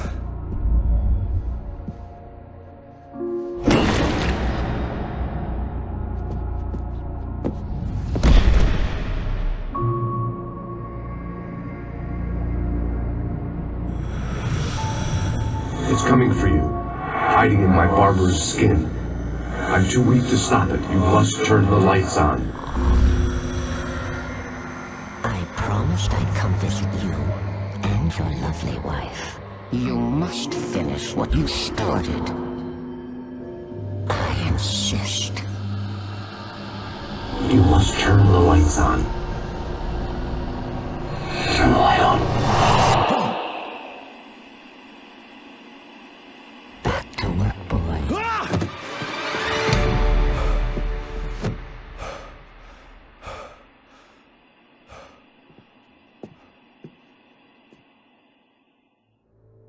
I felt nauseous, hungover.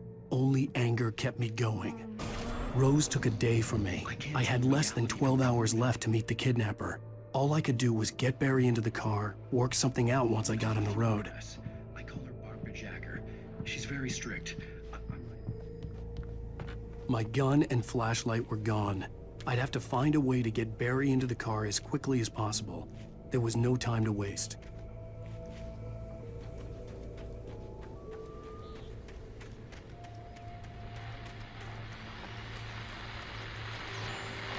I just stepped outside to catch a breath of fresh air. Let me tell you, the weather's getting heavy. Nights like this make me especially glad I'm here talking to you and not home in bed. Once the weather takes a turn like this, I can't sleep at all. It's all tangled bed sheets and dark thoughts, punctuated by the occasional plunge into nightmare.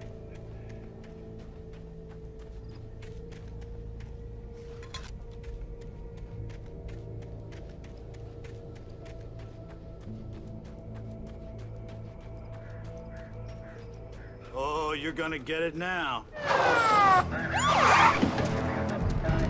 God knows what you've done to that poor girl. This is Agent Nightingale, FBI! Get him up, Hemingway! You're under arrest! You move a muscle, I'll unload right in your goddamn face!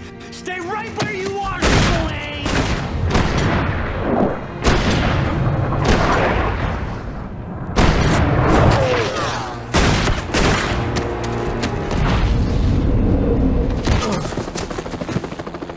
What are?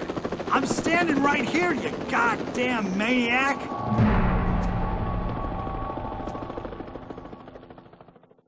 I hated to leave Barry behind, but there was no way I'd miss my appointment with the kidnapper. Give it up, Mr. Wake. Come on. Take it easy on him. Get after him. Don't let him get away. Move it, move it, move it. I'll have you shot if you let him get away.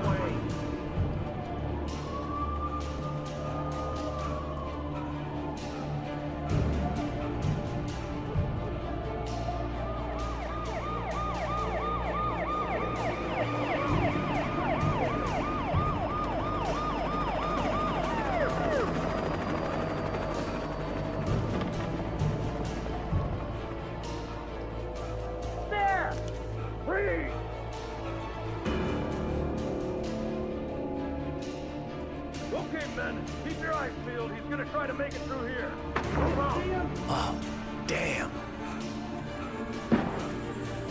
Man out! Stop! God damn it! Where'd he go? Keep an eye out! God damn it! Where'd he go? Away! Keep an eye out!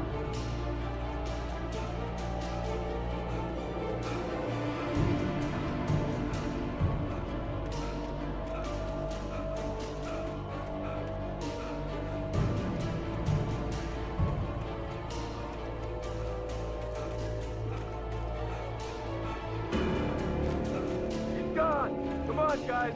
We need to head him off.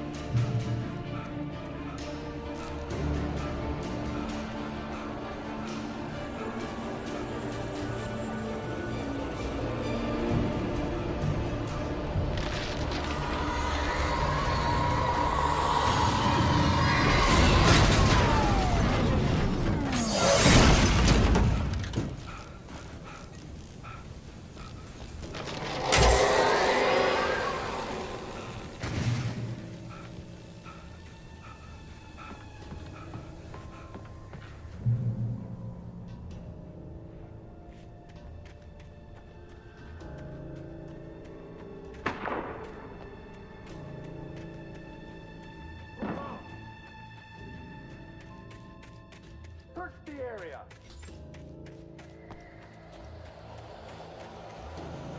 Stay sharp. This way. Over here.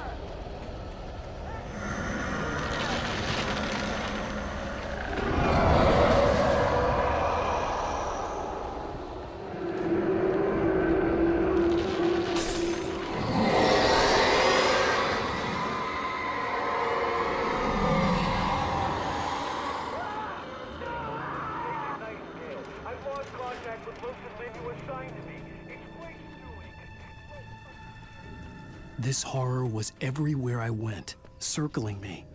The cops didn't stand a chance. They were after a writer, not a monster.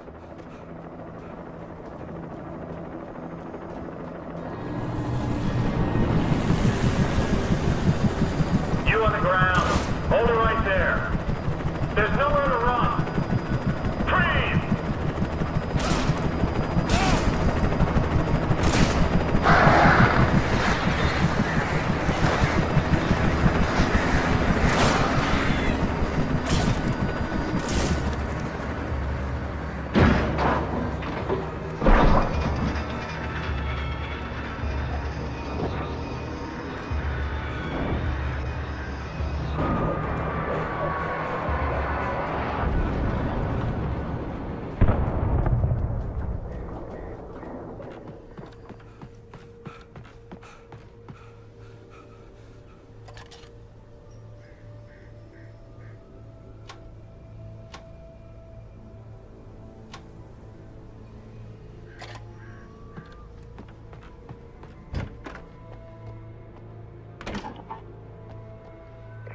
This is James. Mulligan, Thornton, come in. Over.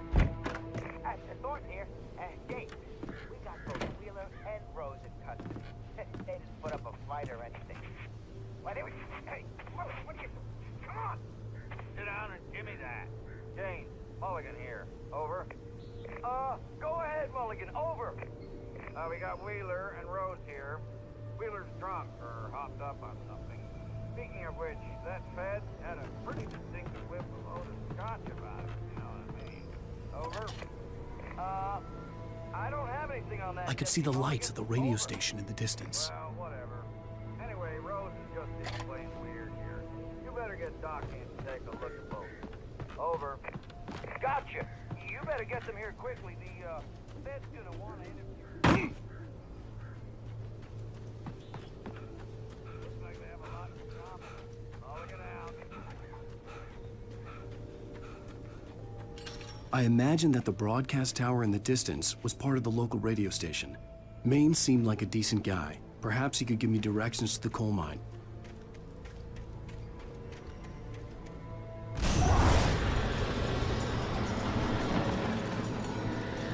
Unnatural shadows clung to the gate. The darkness that was after me was trying to stop me. I wouldn't get through without a light. There was no power to the searchlight.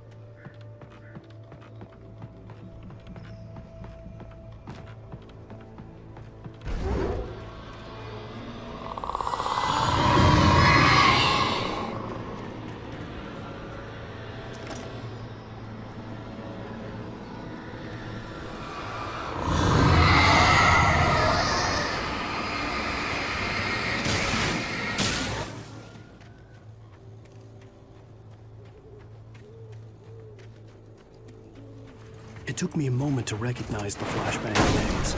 They were an ideal weapon for my situation. Team 1, come in. Over. Team 1, this is Sheriff Breaker.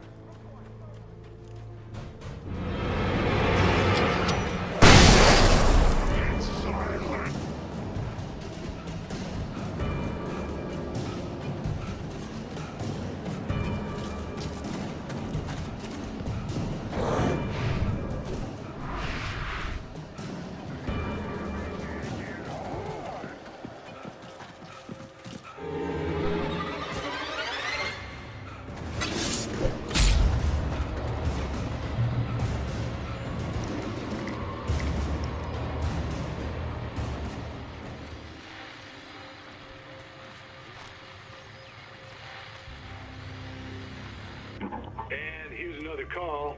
You're on KBF-FM with Pat Maine. It's Milt Peabody, Pat. What's on your mind, Milt? Well, I live near the trailer park, Pat, and there's a big ruckus going on over there. Well, that's just up the road from me, too. What's going on, do you know? I don't know, but there's a bunch of police cars there, lots of sirens, a helicopter buzzing around, and I think I heard a bunch.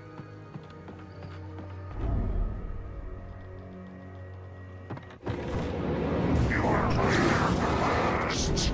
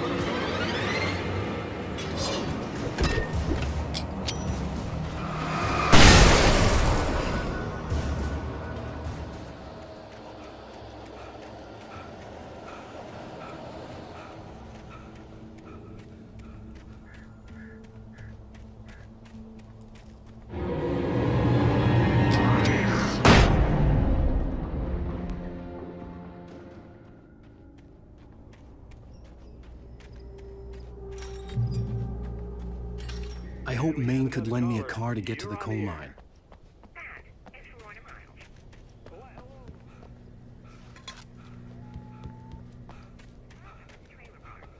What do you mean? It's a trailer park. Of course you're going to have trouble in a place like that. I mean, what do you expect? The sheriff should be helping us normal citizens instead of wasting resources on those people. Well... Let the trash sort themselves out.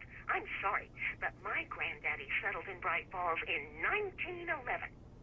Well, thank you very much for that compassionate viewpoint, Lorna.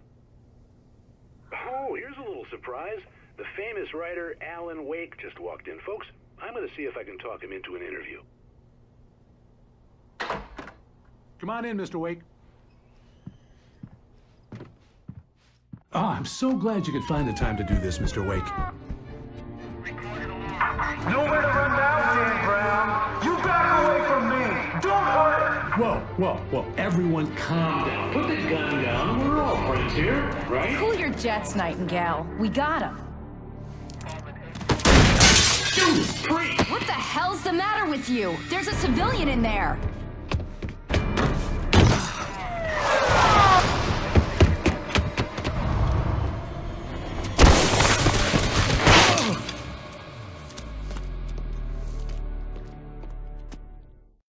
I'll get you yet, even if it kills me. You hear me? You hear me, H.P. Lovecraft? I had fallen off so many cliffs it was ridiculous. That's what you get for naming a book The Sudden Stop. It was probably good I hadn't had the chance to tell Maine where I was going. I'd have to lose the cops and find my own way to the mine.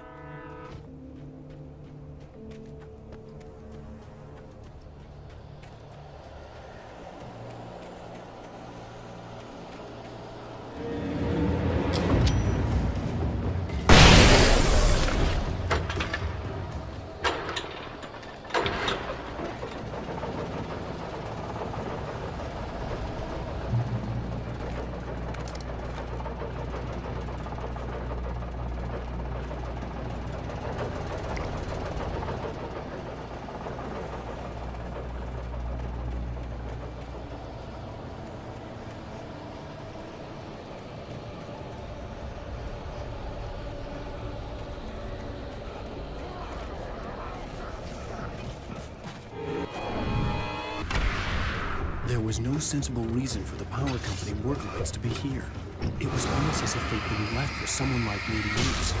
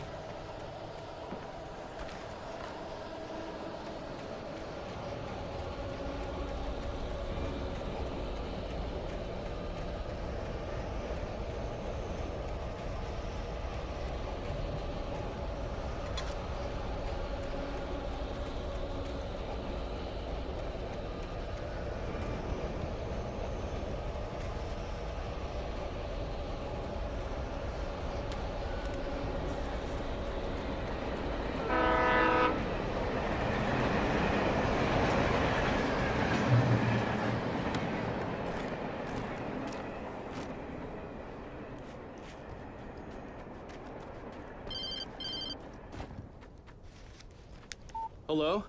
The most stubborn man I've ever met. Alice? Alice? Alan. I'm so afraid. Keeps me in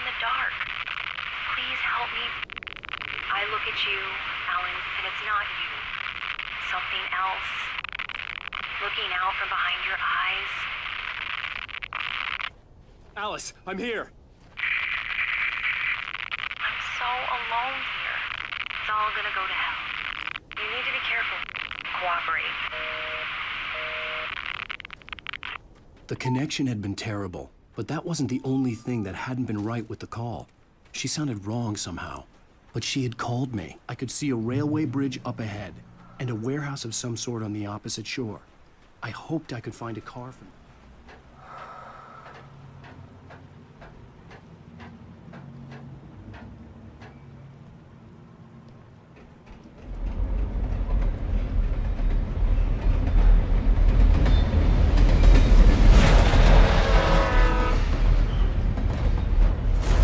That was pursuing me was growing stronger, and it was taking over everything in its path.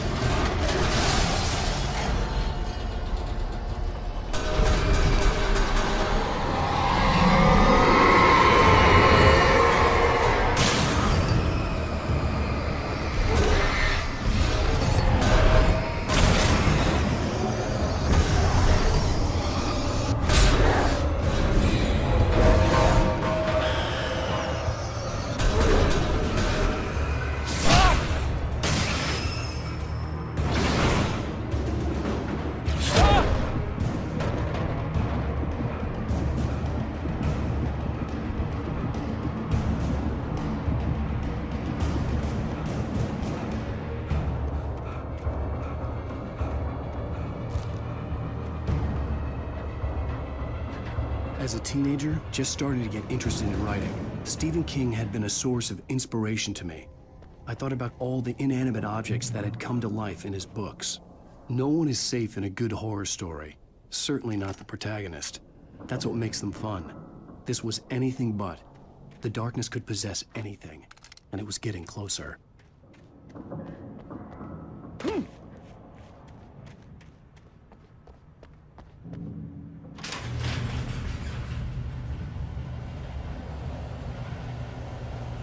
Did you call 911?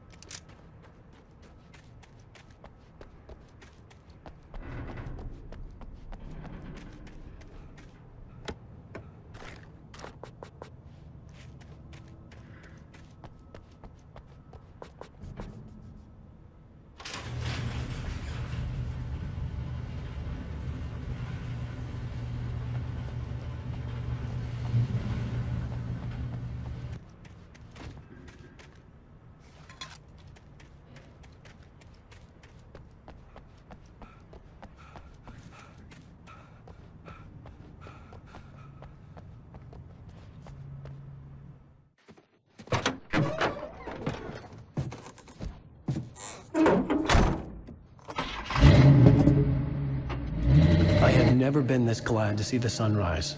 I had a couple of hours to get to the coal mine.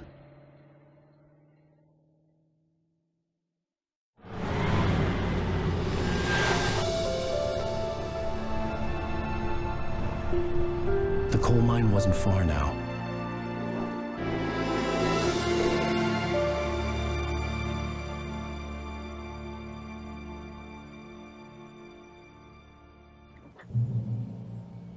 Today, I would meet the kidnapper, and he would give me Alice. I wouldn't give him any other choice. A drowning man will clutch at a straw.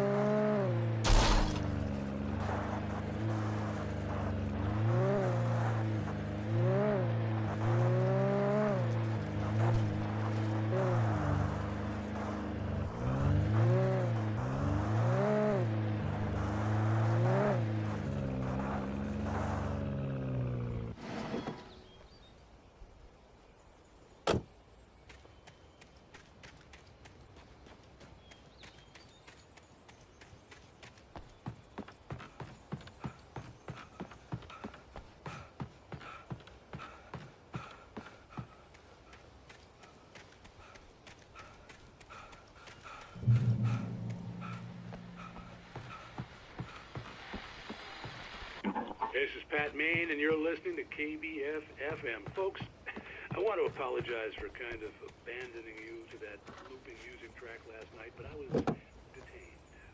You see, I encountered a big-shot G-man with an itchy trigger finger who could use a lesson in manners and a boot in the ass. Not necessarily in that order either.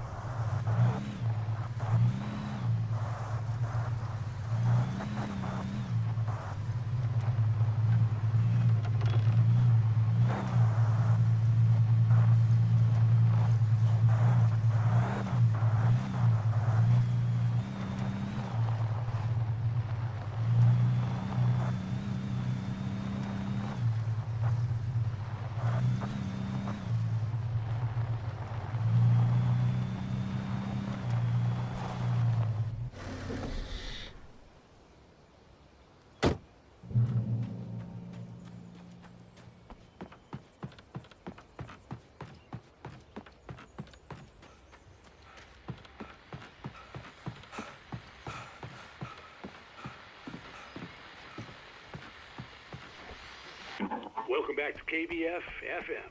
Hope you enjoyed that tune.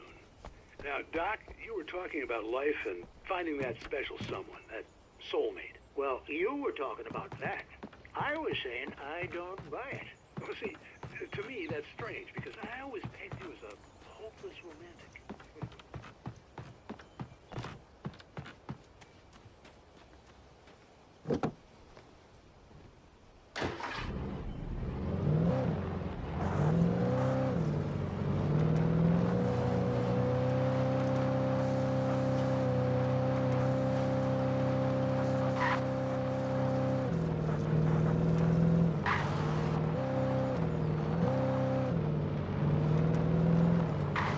I was early.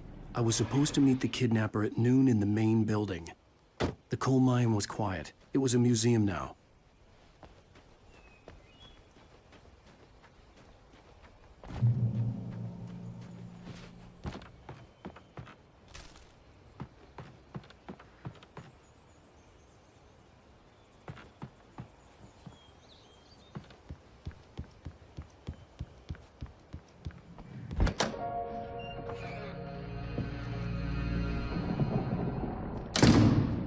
I didn't want to go outside. Cops had to be looking for me. The noon sun turned the place into a sauna. The day dragged on. Different scenarios ran through my mind. Ways of how I'd torture the kidnapper to get Alice back. Or the different horrible things he could have done to her. I imagined her dead. I had no way of knowing she was still alive. It was killing me. I was running on blind hope. It was all a waste of time. The bastard never showed up.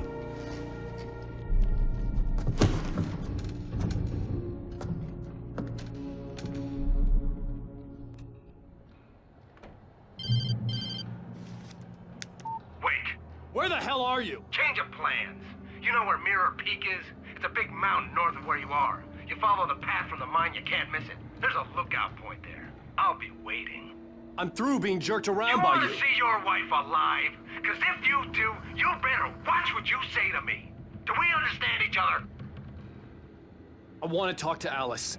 Yeah, and I want the manuscript. Don't keep me waiting, Wake. Hello? Hello? Ah! I'm gonna kill him! I had to get to Mirror Peak.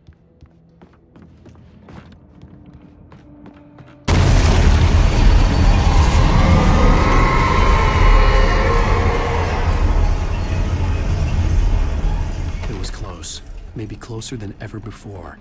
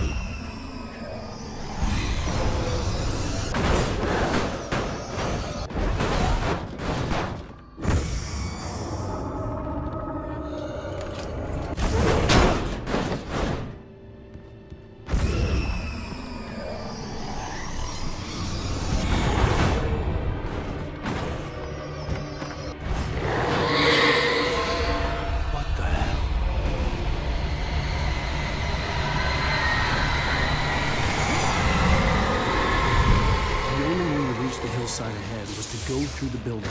I had to find a way to avoid electrocution.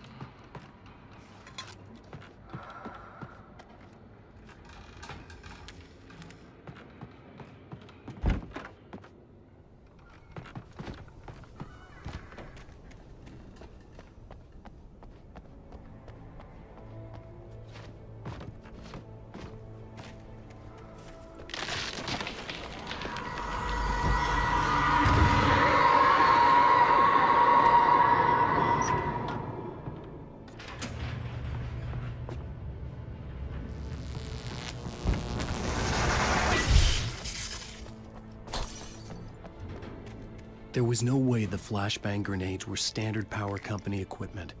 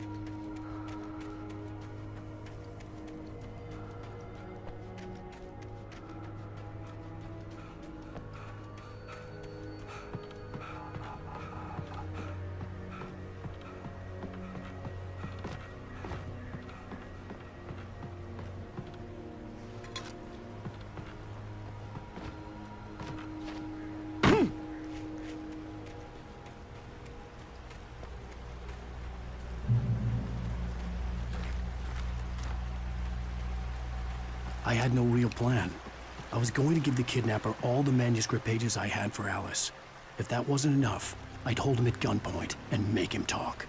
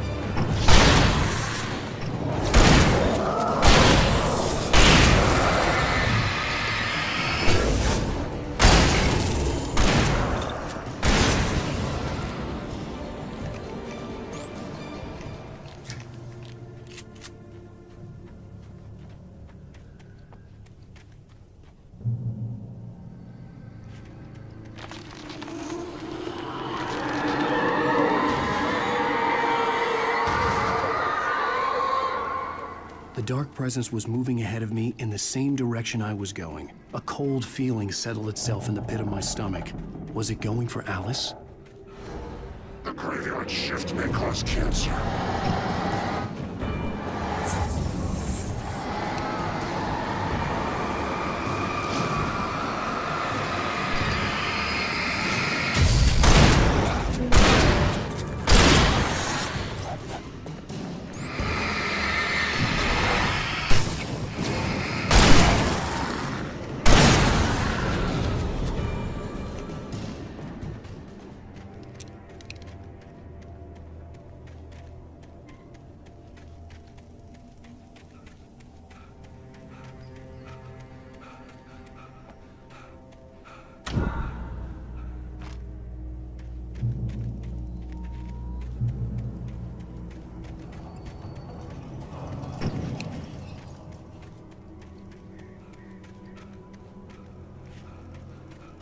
The place was dead, a ghost town. Had been for decades, maybe a century.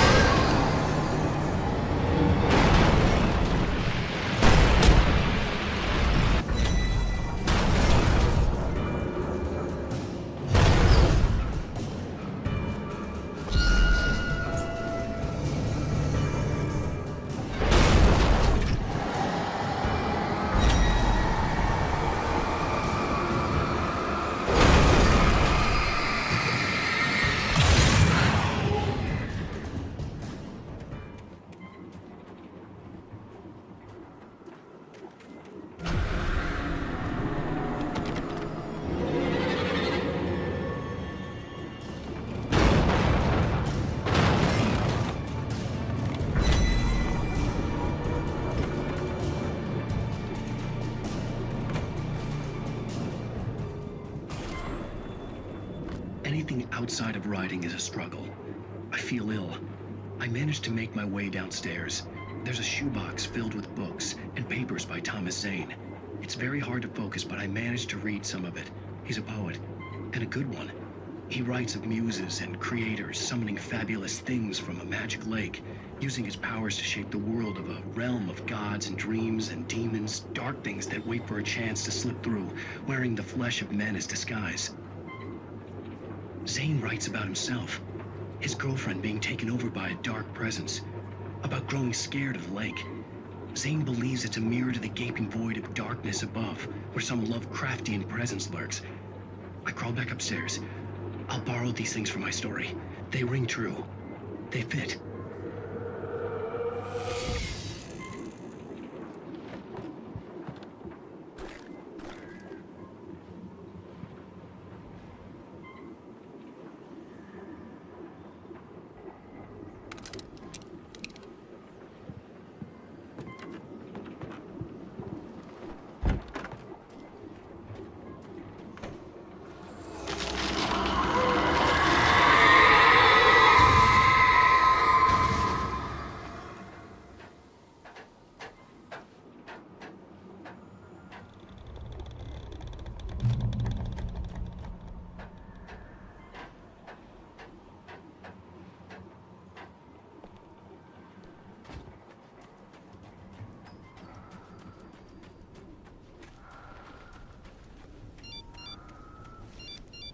The kidnapper had sent me a text. The message was full of spelling errors and insults. It was telling me to hurry up.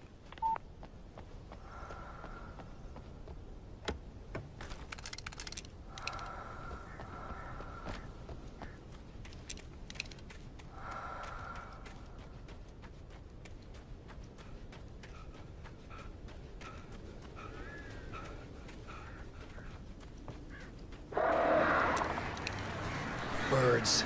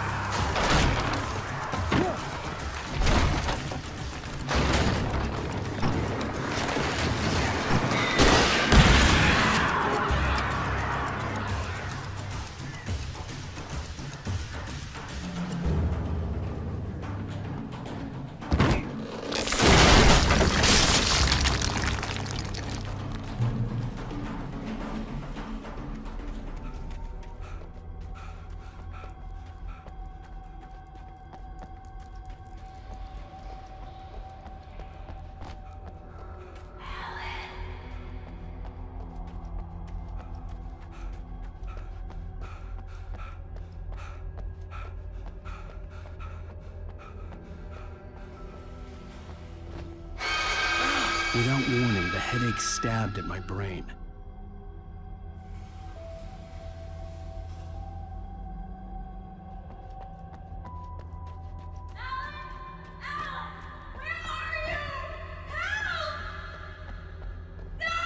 Alice?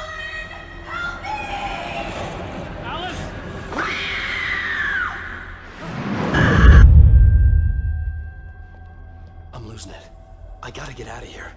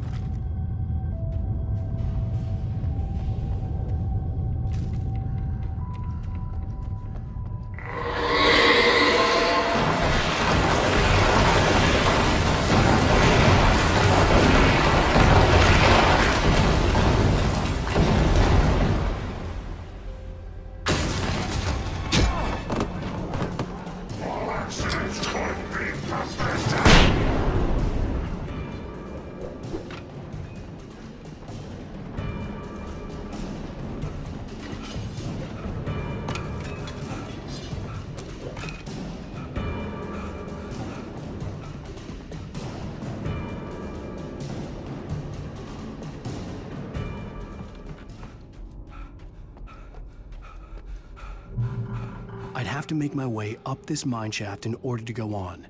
Maybe the machinery could help me with that.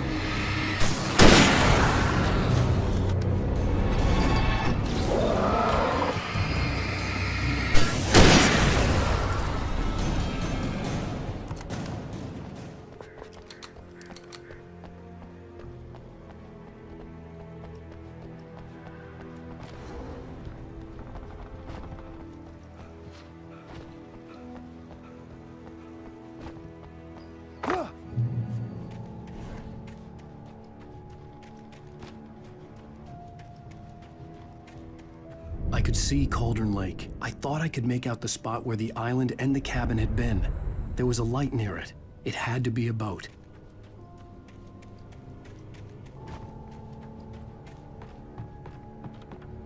I was close now. I had to get there fast. I dreaded what I would find. Wait! Are you? Wait! Hey, I'm here! I'm coming! No! Get away!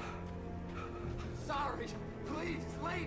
The boss didn't know who he was messing with. I didn't know. I swear, I didn't know.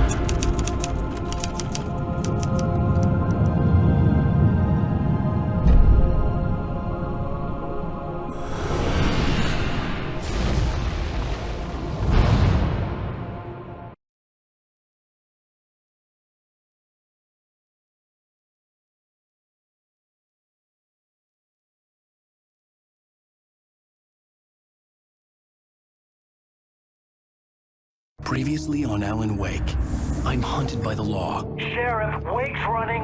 I'm giving chase. Are you seriously telling me that writer just took out my deputies? A thriller I supposedly wrote is coming true.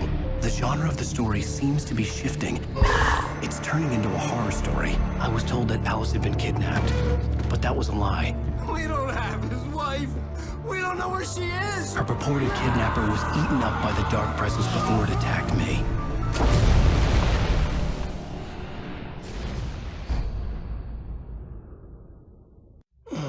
Alan, shh, baby. It was just a nightmare. Alice. There you go, Alan. Hartman, I fell. I had to give you a sedative. Don't fight it. You went through another rough period. What? Right now, it's very important that you stay calm. We don't want you to have another episode. You're a patient at my clinic. Have been for a while now.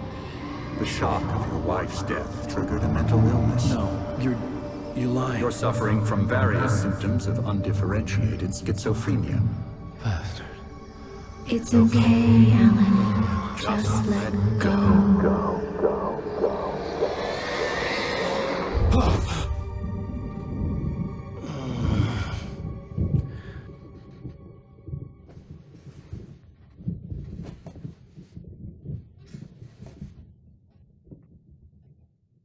I felt groggy. Whatever Hartman had bumped in me was making me numb. I felt like this was happening to someone else. Someone I was watching on television. I couldn't think. Couldn't focus. There were only empty sheets of paper here. No manuscript pages.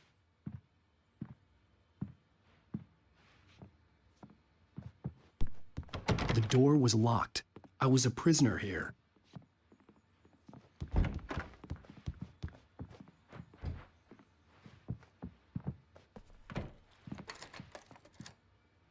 Good evening, Alan. Are we feeling better now? Feeling calm? Yeah. I see you brought your pet gorilla with you. So sure, I'm calm. I get the message. Loud and clear. Quite right. That's the spirit. You're being very brave, Alan. I understand you're confused. I would be more concerned if you weren't suspicious of me. I don't blame you for it. Big of you. Now, why don't you come with me? We'll reacquaint you with my clinic and go over everything you might have forgotten. Little walk and some fresh air? Yes, it will do you good. This corridor is for patients. Most of them aren't here right now. Jack took them out for a fishing trip, except for the ones who are particularly vulnerable, of course. I encourage creativity as a part of the recovery process here at Cauldron Lake Lodge. I specialize in treating artists. I bet you do. Splendid, Alan. I honestly believe we can get this thing under control if we work together. This way, Alan.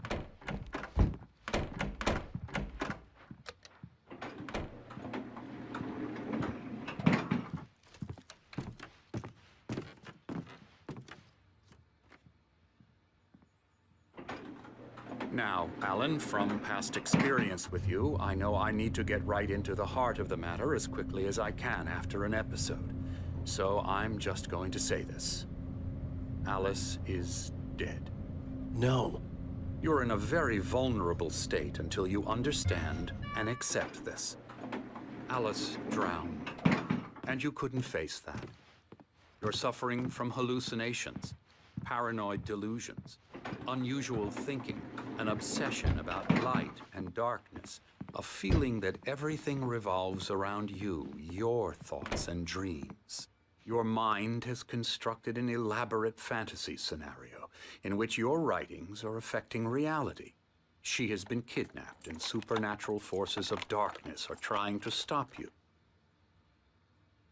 We go this way, Alan. I wasn't ready for another shot, so I went along with it. He had to be lying. But under the influence of the drug he had given me, I had to fight not to believe his words. It's all in your head. You've been making it up. Apart from the tragic accident with your wife, no one has been killed. Your delusions are just a manifestation of your subconscious mind trying to protect you from the too painful truth. Unless we fight the fantasy, it will return. I know the instinct is to resist me, but think about it. Doesn't this make far more sense than the insane supernatural conspiracy you have concocted in your mind? You're a skeptic by nature, Alan. We both know this. Everything can be explained logically.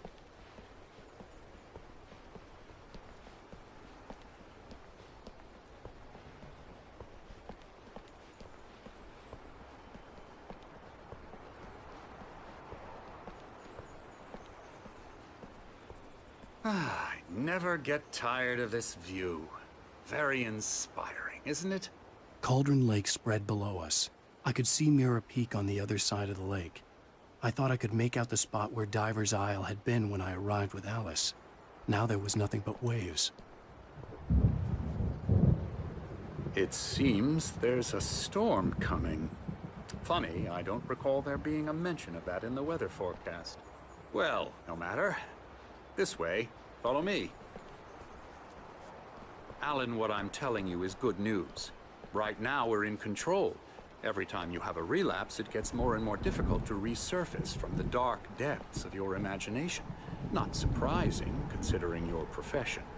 Imagination is what you work with. After all your nightmares, this should come as an immense relief to you. If it doesn't, why is that? Because I'm lying? Or because you don't want to admit that you're not well? It's very natural for you to think of me as your enemy. It's part of the illness. I let him talk. After all, Hartman obviously loved his own voice.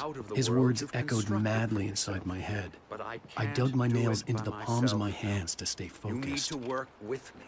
Once you accept that, we can begin the journey towards your recovery. Come along. Let's go inside.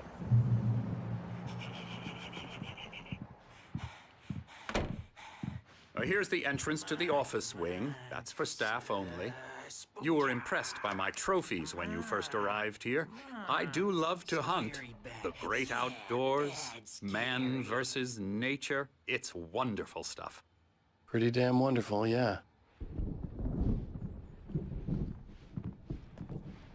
Scary, scary, scary.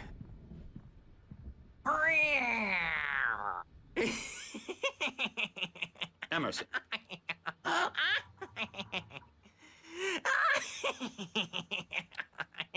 I'm a real bad dream, mister. You should be afraid of me. Don't want to run into me in the night, that's for sure. Please, Emerson. Mr. Wake is confused enough as it is. Yeah, you'd like me to go away so you won't be scared. But you can't just decide what kind of dream you have or when you have it. Emerson. Okay. Sorry. Boo. That's Emerson. We're actually making some progress with him, I'm happy to say.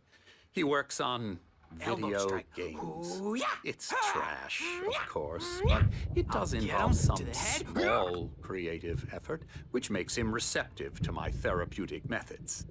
No kidding.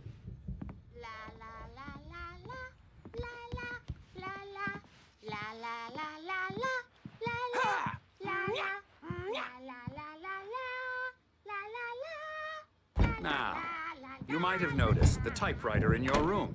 You've been writing as a part of the therapy. As soon as you feel up to it, you should continue.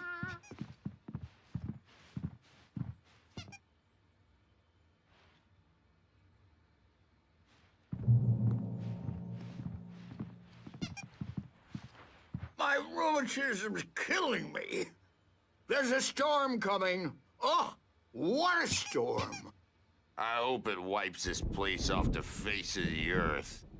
And these two are the Anderson brothers, Odin and Thor. They had a, how should I put this? A heavy metal band in the 70s and 80s called Old Gods of Asgard. They even adopted new first names to complete the image of Viking gods. After the band broke up, they lived on a farm nearby. They are, well, in advanced stages of dementia. They're well cared for, TLC and all that. There's nothing more that can be done. I'm afraid that the rock and roll lifestyle has left its mark. Oh, that won't do. I'm so sorry to cut this short for now, Alan. The power has been acting up. I'd better go check on it. We'll continue this soon. Meanwhile, when you feel up to it, return to your room and try to write. It really is for the best. Don't you think? I'd like to bash his head in with a hammer. Oh, he'd love to fish out our secrets, but he has no clue. He's not crazy enough. Not crazy like us, Sonny. Yeah! Being crazy's a requirement, Sonny. Who else could understand the world when it's like this? It takes crazy to know crazy. That's the sanest thing I've heard in a while. Zane! You're all right, Tom. Hey, we like him, don't we, bro? He's got to go to the farm. The Anderson farm. Valhalla! We wrote it all down, lest we forget. A crash course. All you need to know to get your head right. You need to find the message. Here, Sonny, here's something for you. Gave me a rash, but I kept it safe from these bastards. My head was clearing up, or according to Hartman, I was sinking back into the fantasy. I was convinced he was lying to me about everything. Crazy or not, the Andersons made more sense.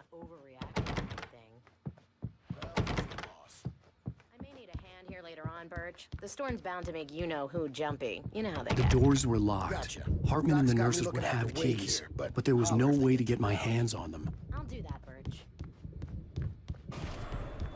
Something's wrong. Hey, I'm not wait. myself. Why don't you humor Dr. Hartman and give the writing a shot, huh? The white glare of the blank page in front of me hurt my eyes. My hands began to shake uncontrollably. Everybody, calm down. Put that down. Birch, I need help. Hey, Wake, you stay here. I'm gonna go see what's up. You just keep doing what you're doing. Be cool, okay?